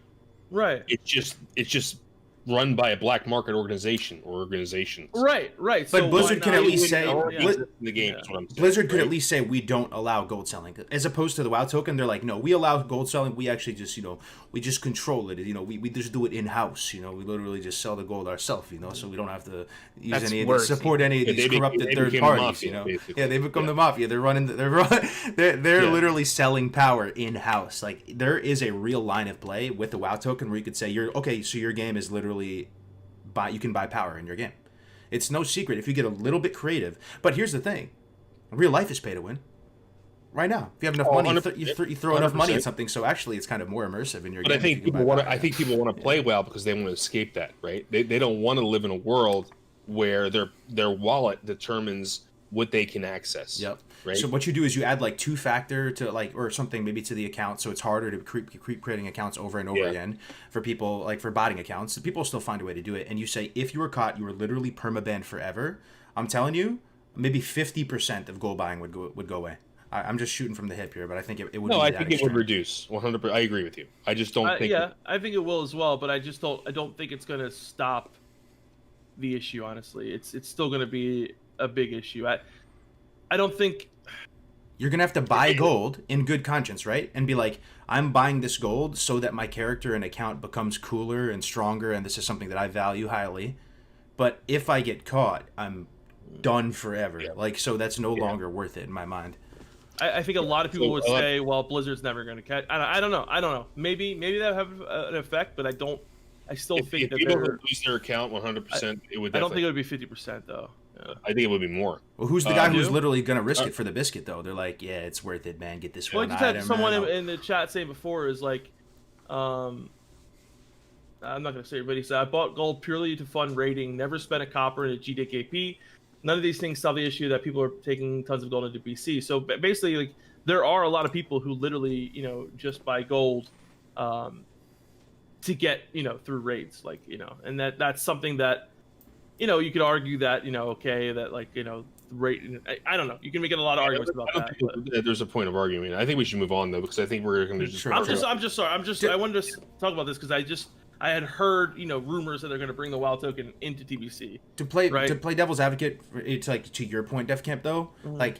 I think your point also makes sense. Where it's just like, come on, Kargoz, don't be an idiot. There's always a way to buy power. That's just life. In life, you can buy power.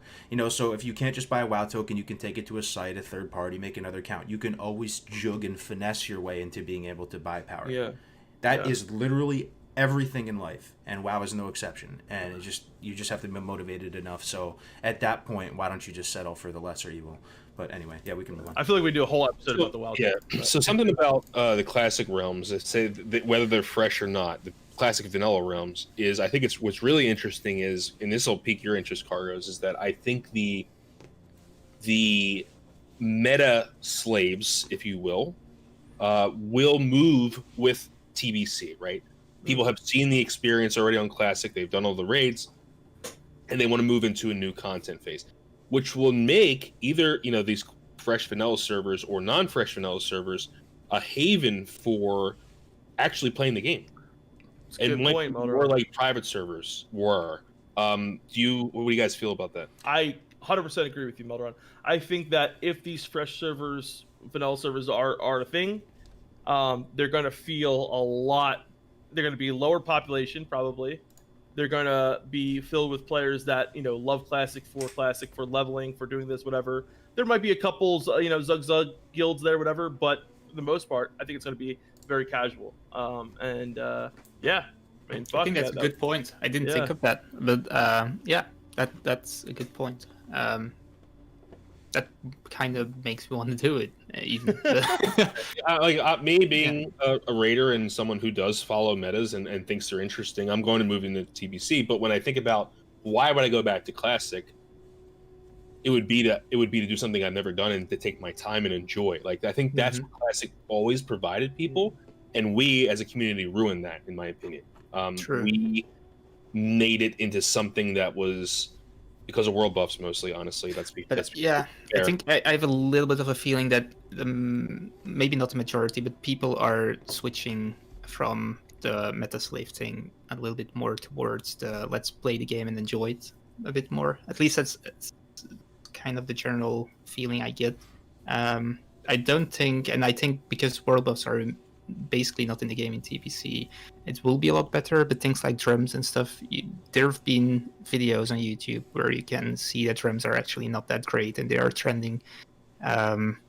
So I feel like people are gonna do their own thing more, even in TBC, and enjoy it a little bit more. I'm with Dunedain on this one. I think people, a large swath of people, had expectations for Classic. They might have had a chip on their shoulder. They've never like succeeded in Classic, where they maybe most of us back in the day were noobs, right? Be honest, like you played Classic and you maybe 100%. Dabbled in the raids, but you didn't really get too far. So you're like, man, I want to prove to myself that I can perform and be a top DPS or a top whatever your goal was. And some people, that expectation, was met, or some people realized that wasn't the right play to try to shoot for that.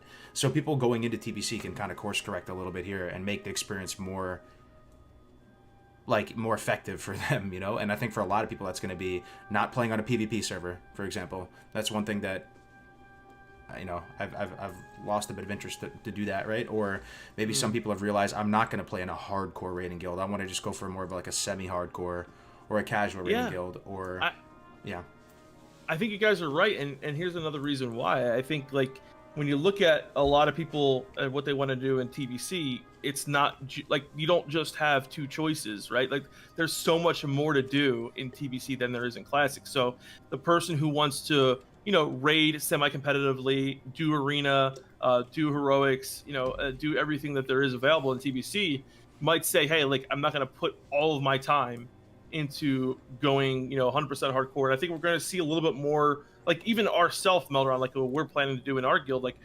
we are no longer going to require that we practice on fucking PTRs, right? Like even ourselves are going in this direction. I think that it is something that I do agree with, because like I said, there's just so much more to do in a TBC. So our time's going to be spent doing other things than just focusing on raiding.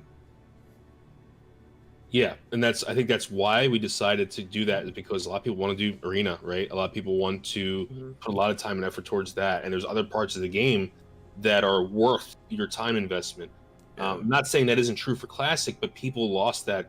And again, I made a video recently, and I wasn't 100% lambasting world buffs. I wasn't. I actually said that they're actually very interesting in that, because I think they provide some interesting flavor. However, as a whole, I still think they're terrible for the game. I still think that it forces people to play in a way that kills the world. It kills, and the world, as you know, Kargoz, the hardcore is so significant. Like leveling and the world itself is everything. And if you take that away, what is Classic WoW except for raid logging? Yeah, you're left with only a little bit of content. Yeah, as opposed to the main content of Classic WoW is the leveling. I mean, you ask Kevin Jordan how much time went into making the leveling versus the end game, for sure.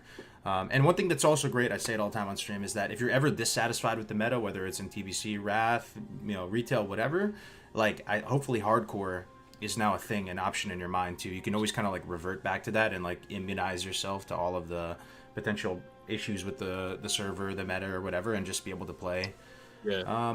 Solo self found one life. It's a lot of fun.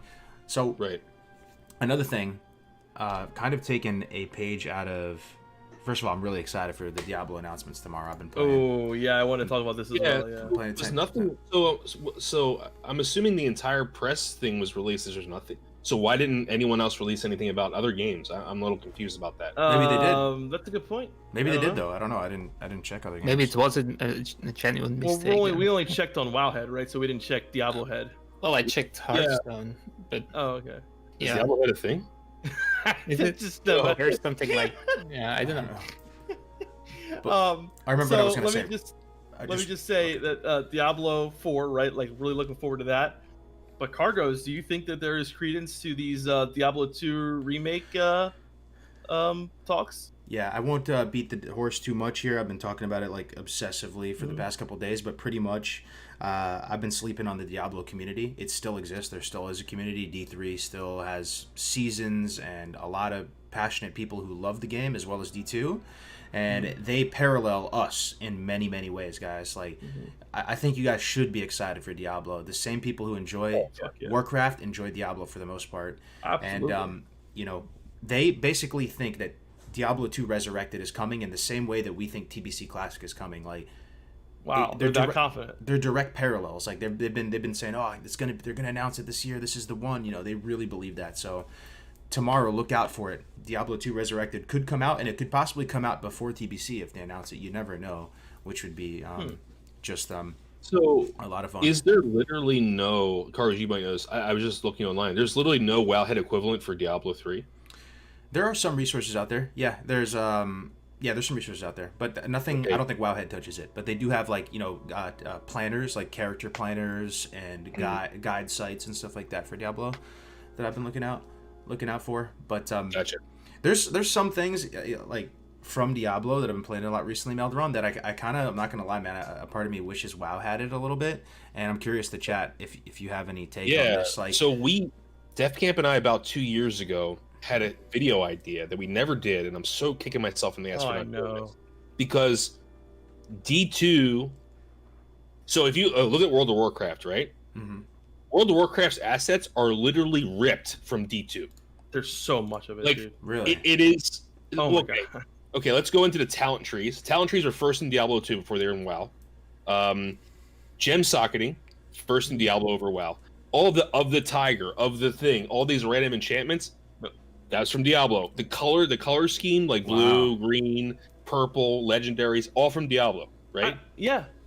Everything. Wow. The only thing that was really Warcraft was the Warcraft 3 classes and some of the abilities and like So, like, let's not forget, guys, they were literally going, like, they were strongly thinking about making Diablo MMO, and all of those thoughts and things that they went talking about went directly into World of Warcraft, right? Mm-hmm.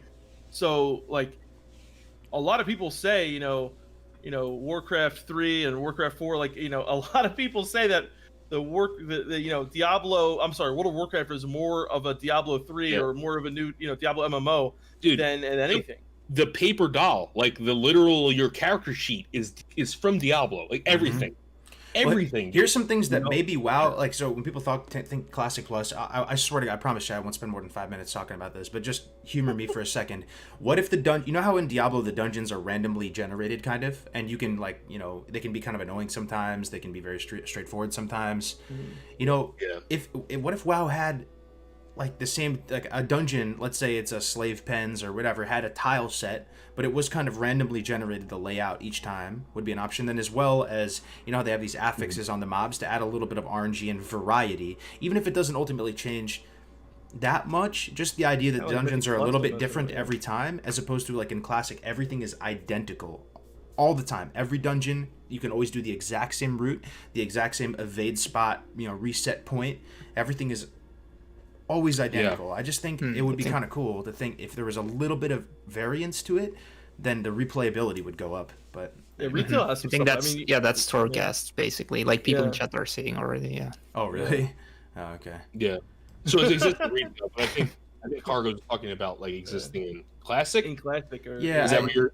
Yeah. I mean, I compare these games right next to each other all the time, and WoW does so much great stuff, Diablo does so much great stuff, but I just think to myself, when you have content that is perceived as static and never changes, it is kind of demoralizing to those playing and watching. It makes you sometimes feel like you're playing a dead game and you're trying to innovate and sandbox it and have fun with it, but the way Diablo is structured is it's not really ever completely dead, just because always there's some variance with stuff, whether you're rolling for... Yeah, and then they also change things from season to season 2 on top of that, right? Mm-hmm. You have, like, the randomly generated dungeons, and you have random affixes, but then you have, like, now in this season, this, class gets this buff or debuff, who knows, right? Like, so yeah, it's an interesting concept, but I don't think it works in MMO, outside something like Torghast or... Mythic Plus. I think you have to have some permanence in the MMO world, right? Because otherwise the lore doesn't really make sense. True, I see it from the lore perspective. Yeah, makes you know sense. what I mean? Yeah. It's an interesting idea, and I think they did actually do a good job with, like, Mythic Plus, and and I mean, there are some things about retail WoW that I do think that they kind of went a good direction with, but a lot that I don't. But something like that I think is actually and you look at what they took from Diablo, right? So much of it, and I think it was a lot of the good things that they did take from it.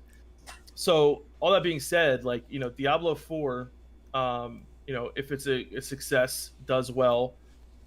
I hope they do. There are some things about Diablo 3 that I liked, but I do kind of hope they go back to that darkness that we all love about Diablo 2 and love about the original Diablo as well. We all played the demo, or I'm doing it anywhere there, but we played the demo at BlizzCon. But the demo did feel a lot like Warcraft 3, especially like the gameplay and stuff like that. Diablo 3? Do you think, Kargoz, that Diablo 4 has the capability to be like the game that we all fucking want to be? I don't think it's going to be like D2, like what Melderon loves about it, where Stone of Jordan trading and all that. It's going to move towards more MMO direction. I think this is basically, I'm piggybacking off what a lot of their community is saying, right? We're probably a year and a half still away from D4, but there's 3 Diablo titles that are probably going to get color on. Diablo Immortal, which is kind of, it's a mobile game, but possibly could be okay. But D2 Resurrected seems to be like, for people like Melderon and many others who played it back in the day, one of the most exciting things, like almost equally as exciting as TBC, and we could be living in a world where we could play both, man. And Diablo 2, if I had to choose any game in the entire world that I think desperately needs a fresh coat of paint, but in the same art style, like not changing it away from its original, literally just a fresh style. Coat of paint, basically. Fresh coat of paint, it would be D2. But to tie this all back into WoW, I know because I'm just talking about Diablo randomly, but it would be cool thinking down the line with these classic servers to introduce some sort of seasonal servers, seasonal or hardcore or whatever it might be, because they had that in Diablo, and I feel like even if they don't touch the dungeons at all, they don't touch the classes or anything, adding seasonal and seasonal hardcore, something like that, could be really add longevity. So here's why, right? Like we got what we wanted, Kargoz. The whole community did. We got a no changes. Okay, we're gonna put quotes there because obviously there was differences. Close to as original as possible. Okay, we got that. What's now to say we can't do like an old school RuneScape approach in this and be like, okay, this year, do we want to do a hardcore classic server, or do we want to do a server where there's twice as hard raids or no world buffs, or why not have one server that constantly changes on those things, right? Or just have a constantly rotating thing, right? And then you have one server that's always classic WoW with world buffs, with everything, right? Like, why not? Why can't we look outside the box a little bit here? Blizzard's perspective historically has been they think it's going to degenerate and segment and fragment the community, and there's some truth in that. But they've the cat's out of the bag with that already, right? Like if they're really announcing TBC and then there's going to be Classic, there's 3 MMOs they're essentially running at that point, right? So like they've already kind of crossed that line in the sand towards making little different servers. I think what Blizzard could benefit from, and maybe us as a community could do well to tell Blizzard how we would want to do it, is let's say if servers collapse or fail or implode or get super imbalanced, what is the best way to like merge servers without like ruffling feathers, like ruffling the least amount of feathers? Because we've noticed this since before Classic even came out.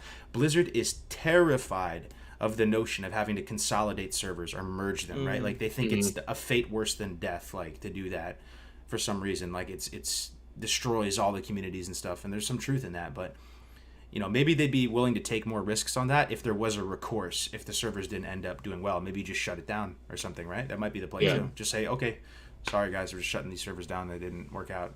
I don't know. Now you mean for like Classic or for Classic or TBC or whatever, right? Like so remember back in the day, right, when Classic was coming out, we were saying, how come there's not more servers for Classic? They announced Classic servers. There's like 5 of them. It was like Herod, Fairlina, Scarum. They only announced a few of them, remember? And everyone was like, dude, that's way too few. And their whole thought process on it was, hey, we'll just have them all be these big layered things, and we can kind of roll out more if we need to later. I don't think that worked out that well for him, though, right? I mean, just looking at the way faction balance ended up playing out. You look at retail WoW though, and like servers mean basically absolutely nothing there. It's like you are on a server where it's sharded with other servers, right? And like each zone is like sharded in its own way, where you can see someone from, and that was the main thing is like you totally lose that sense of community. You totally lose that sense of camaraderie with people from your own server and stuff like that. And I think you know, because like a lot of people were saying like, oh, like, maybe that could be an option to fix the imbalance on certain servers, but like that to me is the worst thing you can do in Classic is to consolidate all the servers together, you know. Mm. What I think is super interesting about Classic as a whole, and what we've seen, is that it didn't do anything anyone expected it to do. Okay, so it broke Blizzard's perceptions. I think Blizzard thought it was going to be somewhat successful. I think Blizzard, you know, kind of thought it wouldn't require a lot of investment time. I truly believe that. And that was shattered as well. It shattered our expectations as private server veterans because we thought it was going to be just like a private server, and it wasn't that either. And it also shattered the expectations of the people who didn't play private servers, who wanted to come back to a game they remember when they were a lot younger, and it was very different. So it's very interesting that it totally broke everyone's expectations. Either that's a good thing or a bad thing. That's right? some big brain shit. Yeah, absolutely. Yeah. And I don't know what that means, but I just thought about that now, and I'm wondering, you know, how do we try to go back and maybe want to satisfy our expectations? The only way to do that, in my opinion, is to have different types of ideas and server ideas, and like, you know, because I wanted Light's Hope, I wanted Chronos, I wanted Classic Stalrius. right. That's what I wanted to experience, because honestly I didn't really remember my vanilla experience, and what I tasted on Nostalrius and those other servers is what I wanted to experience on a private server, and I did on official Classic, and I didn't get that. So that's one thing that I would like to experience, and I'm sure people have very different, but I don't think it played out in any way that anyone thought, is what I was trying to say. A lot of teachings from everything that panned out. Hopefully they can make some adjustments. Yeah, I think for TBC too, like looking forward, it's important to keep all that in mind too, right? Because, you know, there were some things that they definitely could have done better with Classic, right? And, you know, I think it's important at the end of the day to say, yes, we're never going to get the exact copy of what it was like back then, but I think it's important to strive to get as close as possible of the feeling, right, of how it was back then. And what I mean by that is, like, you know, obviously there are going to be differences, but I think it's important to make the game feel like we all remembered it. Obviously, everyone remembers it differently and everyone felt differently about it, but there are the core principles about, you know, TBC, which are really important, which is obviously the community, the content, you know, arena and things like this, a lot of these changes. And I think it's really important to know, even though, you know, like the content rolled out in a way where, you know, raids were all available in the beginning, realistically, basically no one did it in the time frame that they could probably do it now. So I think even though we're asking for a change with this new phase plan, it's in the realm of how it felt back then, right? And that's what we're trying to recreate with Classic. I think with TBC, I think it's important to keep all those things in mind when looking forward, is that, you know, just by making a carbon copy of what happened back then is not always the best thing, right? Because that carbon copy is going to end up being a lot different today than it was back then. For sure. It's a whole argument between capturing the spirit of the game versus just capturing the game with its original values. But, you know, I'm in it for the long run, you know, like this is the first iteration of Classic servers. I will 100% play a Classic server fresh again at some point, right? So like maybe just doing one cycle with the original values is a decent way to go about it. Here's another like point that I want to bring up too. Do you guys think in the chat that Blizzard does a good job like managing or leading this community on the Classic side of things? You know, like, do you feel from for whatever it's worth, from my perspective, maybe I'm not in the Cool Kids Club or something, but they seem kind of cold to the touch a bit. Like it would be cool to get Blizzard, like for Blizzard to have some badass, you know, community managers, something, just roll up their sleeves and do stuff weekly or bi-week. I don't know, man. I'm just do some stuff, like create a pulse there, some energy, like some I don't know what that means necessarily, whether it's just, you know, doing a stream every month or something and doing an update. Like people always point towards OSRS, the old school RuneScape community, and how hands-on they are, and sort of how much like communication is there, like back and forth between the community. It would be really nice moving into TBC to feel I don't know. The other end of the spectrum, though, is what Kevin Jordan said back in the day when we talked to him, when he said, "You should just let us do our job, and we should stay away from you guys," right? To create. So Yeah.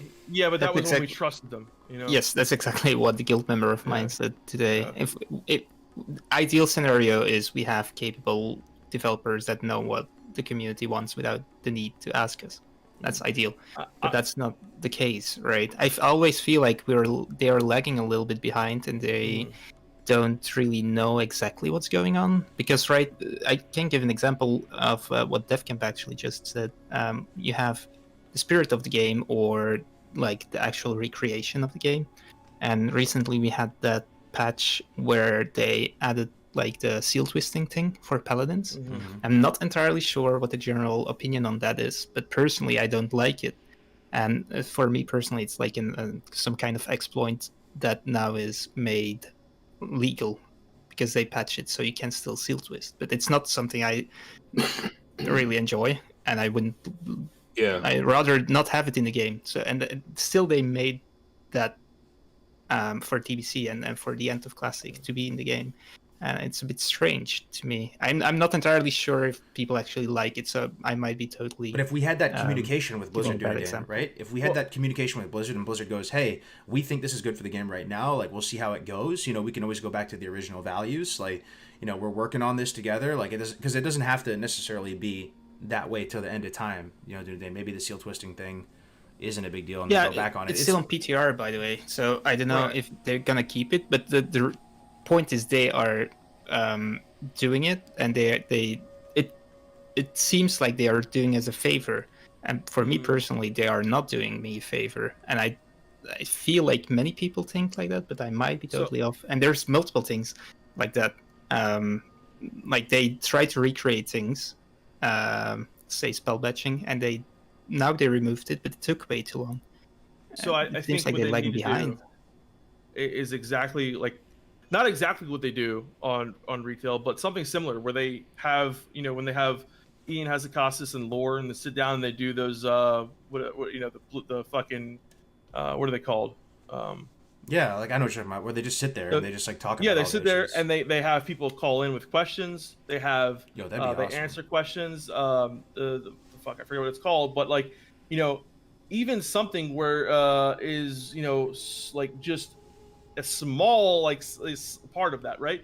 Where you have like, you know, one of the lead developers come on for Classic for a half hour, you know, on stream, talks about, you know, what's going to go on in the next patch or what's happening, and, you know, goes over some questions that were brought up to him, and like that little bit right there would be fucking Q&As. Thank you.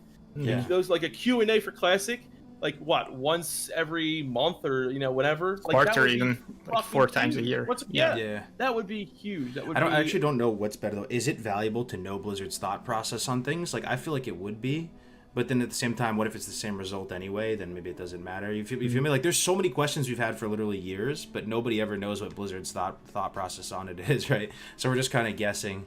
You know, what if we're talking about spell batching and they're like, actually, this is our thought process on spell batching and how we got here, and then bam.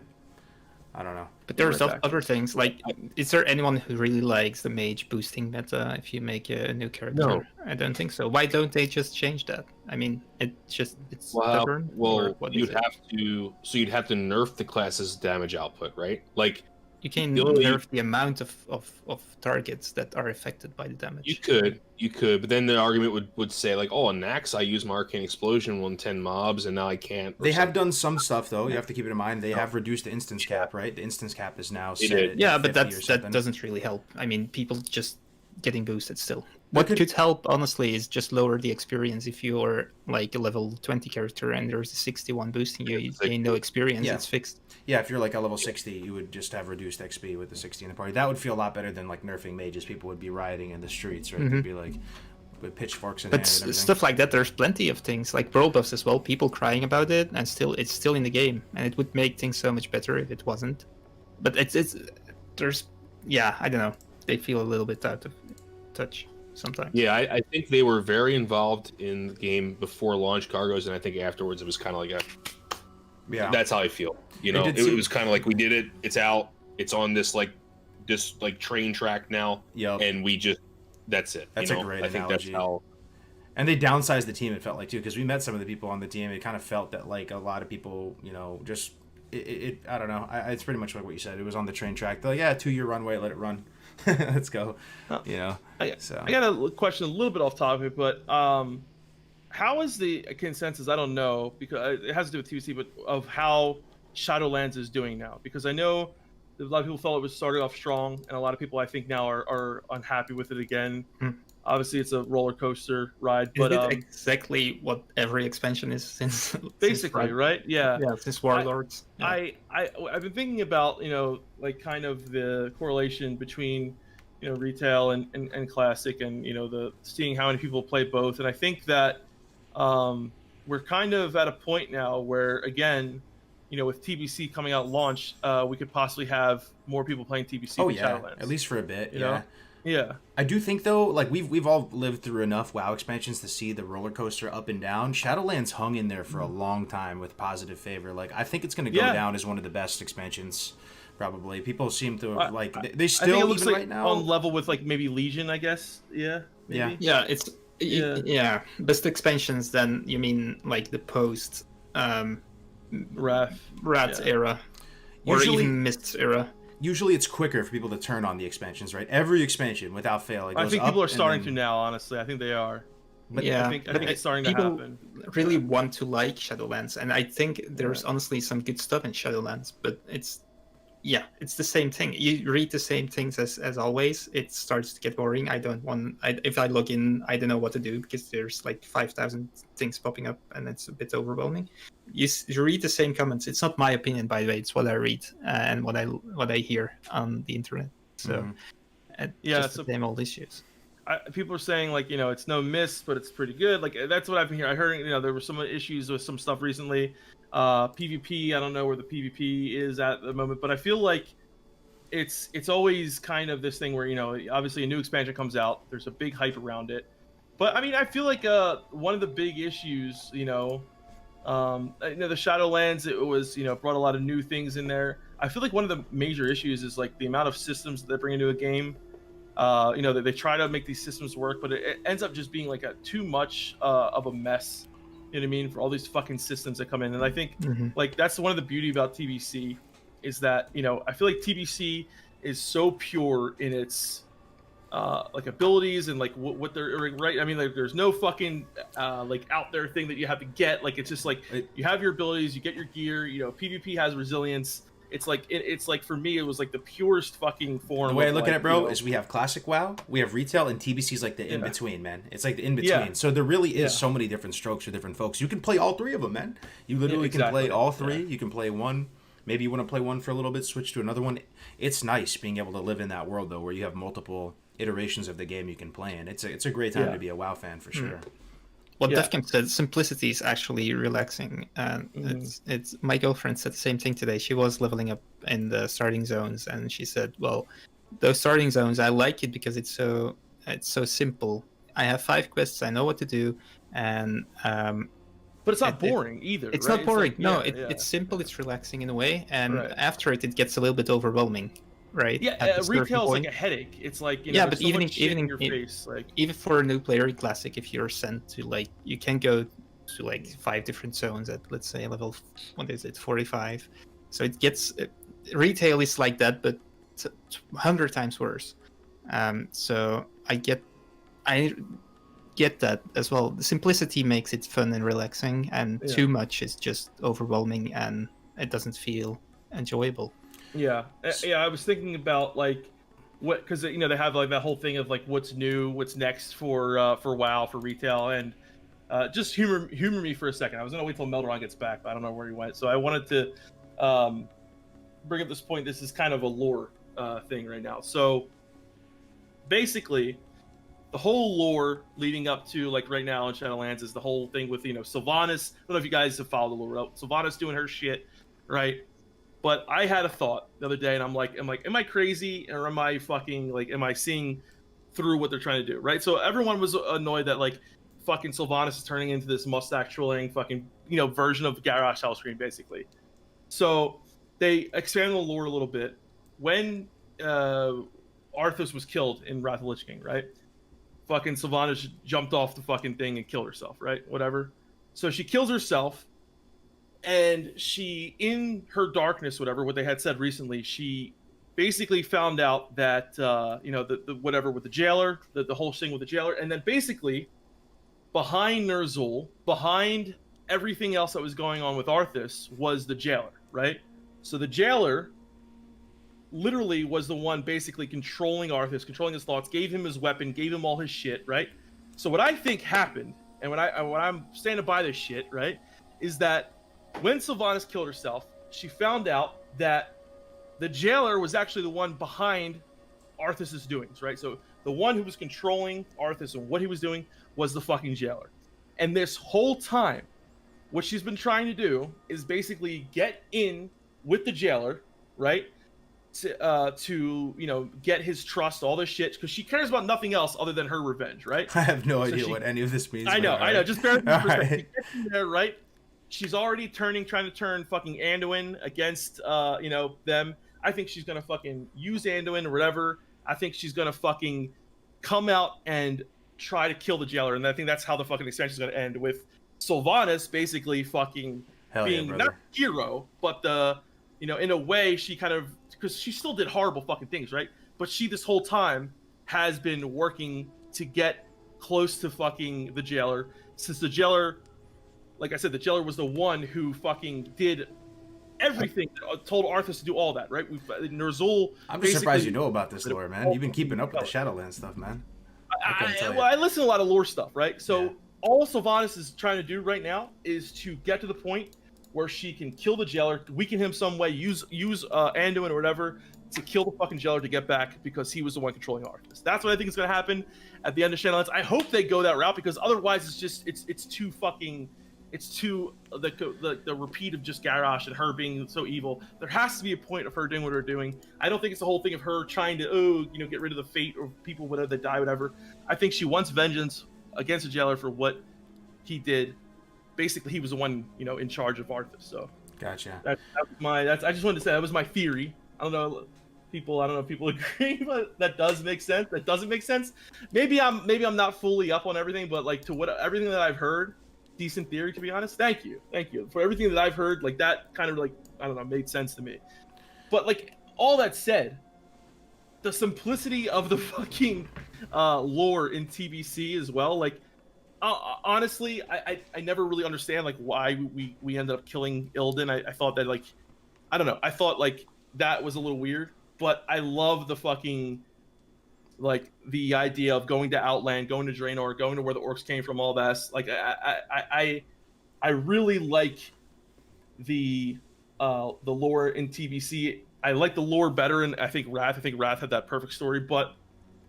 Like, Melderon, would you agree? Do you think the lore in TBC is still at that point where it's like it's in the storytelling? It's a little bit, not all over the place, right? Because you're fighting.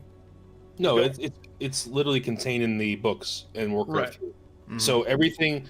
So that's another thing, like the whole space thing. Like, I want to just stress that it's not technically space. So, the fact that Draenor was ripped apart by the Dark Portal, and the reason you see space is because of that. It's like the atmosphere has been ripped off of certain, places, twisting nethers. So I don't really look at it as a space expansion. The way I've always looked at it was going back to before the orc lore, right? It's more of an orc lore expansion to me. Yeah. So of course the Draenei are from a different planet. Yes, that is the one thing to me that's very strange. Coming from, they have space age technology.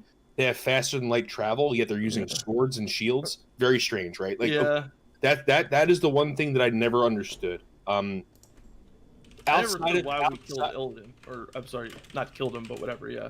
Outside of that, though, I always looked at it as like going to the planet where the orcs came from. I love orc lore, so this, for me, it's like it's super cool. And if you look at all of those things, it's actually a older story than Azeroth's in a lot of ways, right? So of course you have the old gods and stuff. Azeroth has a very old story as well, but most of the story in Azeroth is very new compared to what you're experiencing in Outland. So I think the addition of flying mounts and the addition of the Draenei makes it look more spacey than it really should be or was, in my opinion. But do you think there was some confusion, like with the whole, like, because I was confused when we went to kill Illidan, right? Because like the whole story of Illidan in Warcraft 3, it's like, yeah, he's not like a good guy, but he's not really like a bad guy either, right? He's still against the same people that we were against. Well, he's morally ambiguous. That makes the best villains, right? Yeah. Morally ambiguous villains are the best. You don't want to fight pure evil because there's no, look at all the best villains. Darth Vader, right? Okay. Anakin Skywalker was a troubled person, thought he was doing the right thing, fell into madness and darkness, right? And that's why Darth Vader is so important and impactful as a villain, is because of the good and bad that's in him. So I think Illidan is the same way. So I think it's okay. I guess you argue that with Arthas too, right? 100%. Like Arthas sought power initially, stop the Scourge, right? Right. And then he was corrupted by Frostmourne and Ner'zhul and all those things. And that's one other reason why Lich King is so loved as a villain, because there's so much you can relate to. Yeah. If you can't relate to a villain, then it's not a good villain, right? And that's why I think Shadowlands and the newer expansions, you're fighting the Void Lords, which is like the most evil thing possible. Yeah. Okay, what does that do? The Jailer, literally like death itself. Like, and the story of the Blood Elves is always intriguing, right? Because they are literally like a race that is like 90% of them died during the Scourge invasion, right? Now they're dying from their addiction, and like Kel'Thas is literally trying to do whatever he can to save his people. Yeah. And then we go there and just like murder half, and like the funny thing is like you're a blood elf and you're murdering your people. Like I never, that part always felt kind of weird to me. That's every war in human history. No, I know. I understand that. It's just yeah. Yo, let's go to the schedule though real quick though. Let's start philosophy now. Yeah. Let's start wrapping up. So tomorrow, there's a lot of confusion there. Tomorrow is BlizzCon. Like tomorrow is literally when we get the announcements, right? Like I'm looking right now, February 19th. What time is everything starting? So February 19th, which is tomorrow, unless I am hallucinating, and it starts at 3 p.m. Pacific time. PST. Okay. So that's 6 p.m. Eastern, right? I think it's whatever time it is in Europe. I think Europe is 9 hours ahead of me right now. So that probably sucks to be in Europe at that point. It's what is it? Midnight for Europe when this all happens. It starts at 11 p.m. Yeah, Central European time. Yeah. But there's a pre-ceremony before that, isn't there? Right. Well, the first event starts at the pre-show starts at 11. Which is basically like Yeah. Okay. So we're gonna do a viewing party, a watch party tomorrow for the first time in BlizzCon history. You're gonna be able to stream this thing and like watch it. Apparently, we tweeted at the customer support or whatever, and they said, yeah, that's fine. We'll see how it goes. Might get striked. You never know.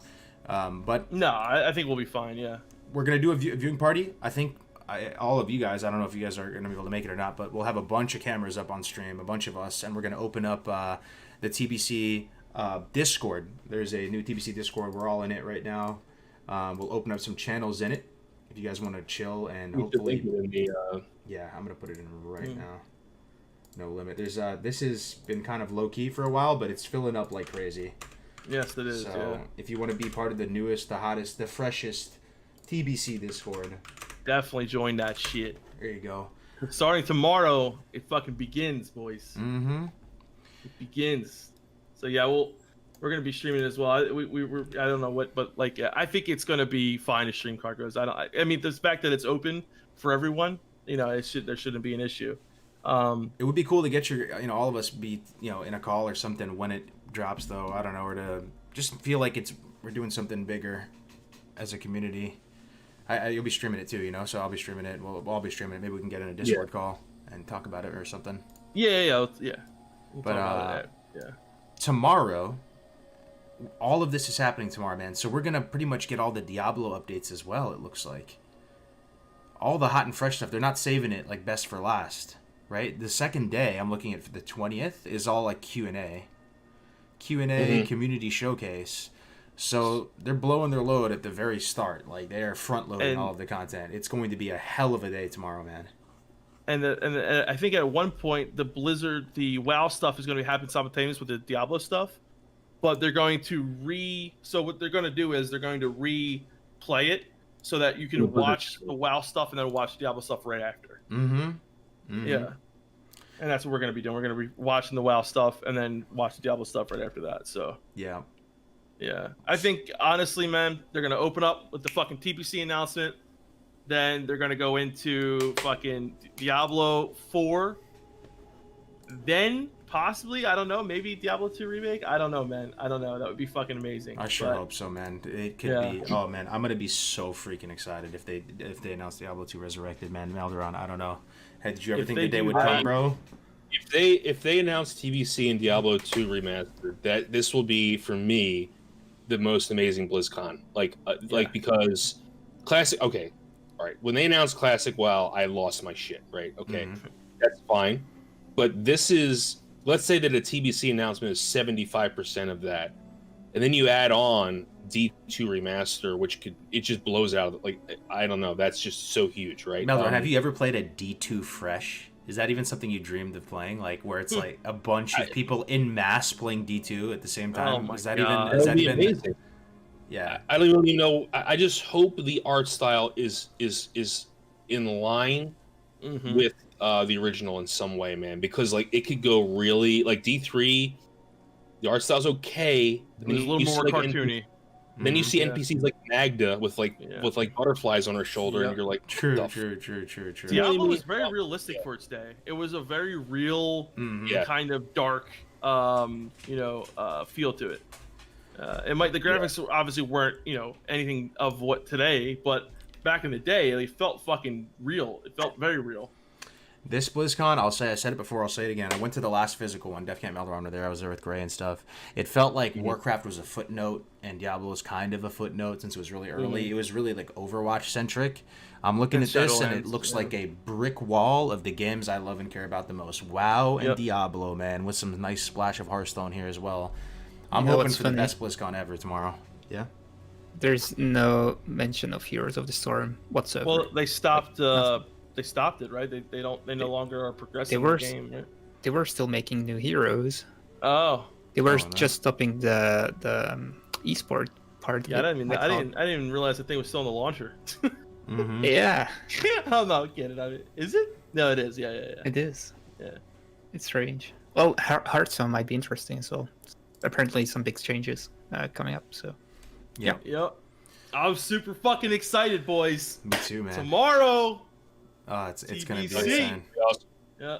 It's gonna be so insane. I can't wait, guys. I know. All right. Any last thoughts for the people? We'll call it here for now. We got the 2 hours in. Thanks everyone for joining us.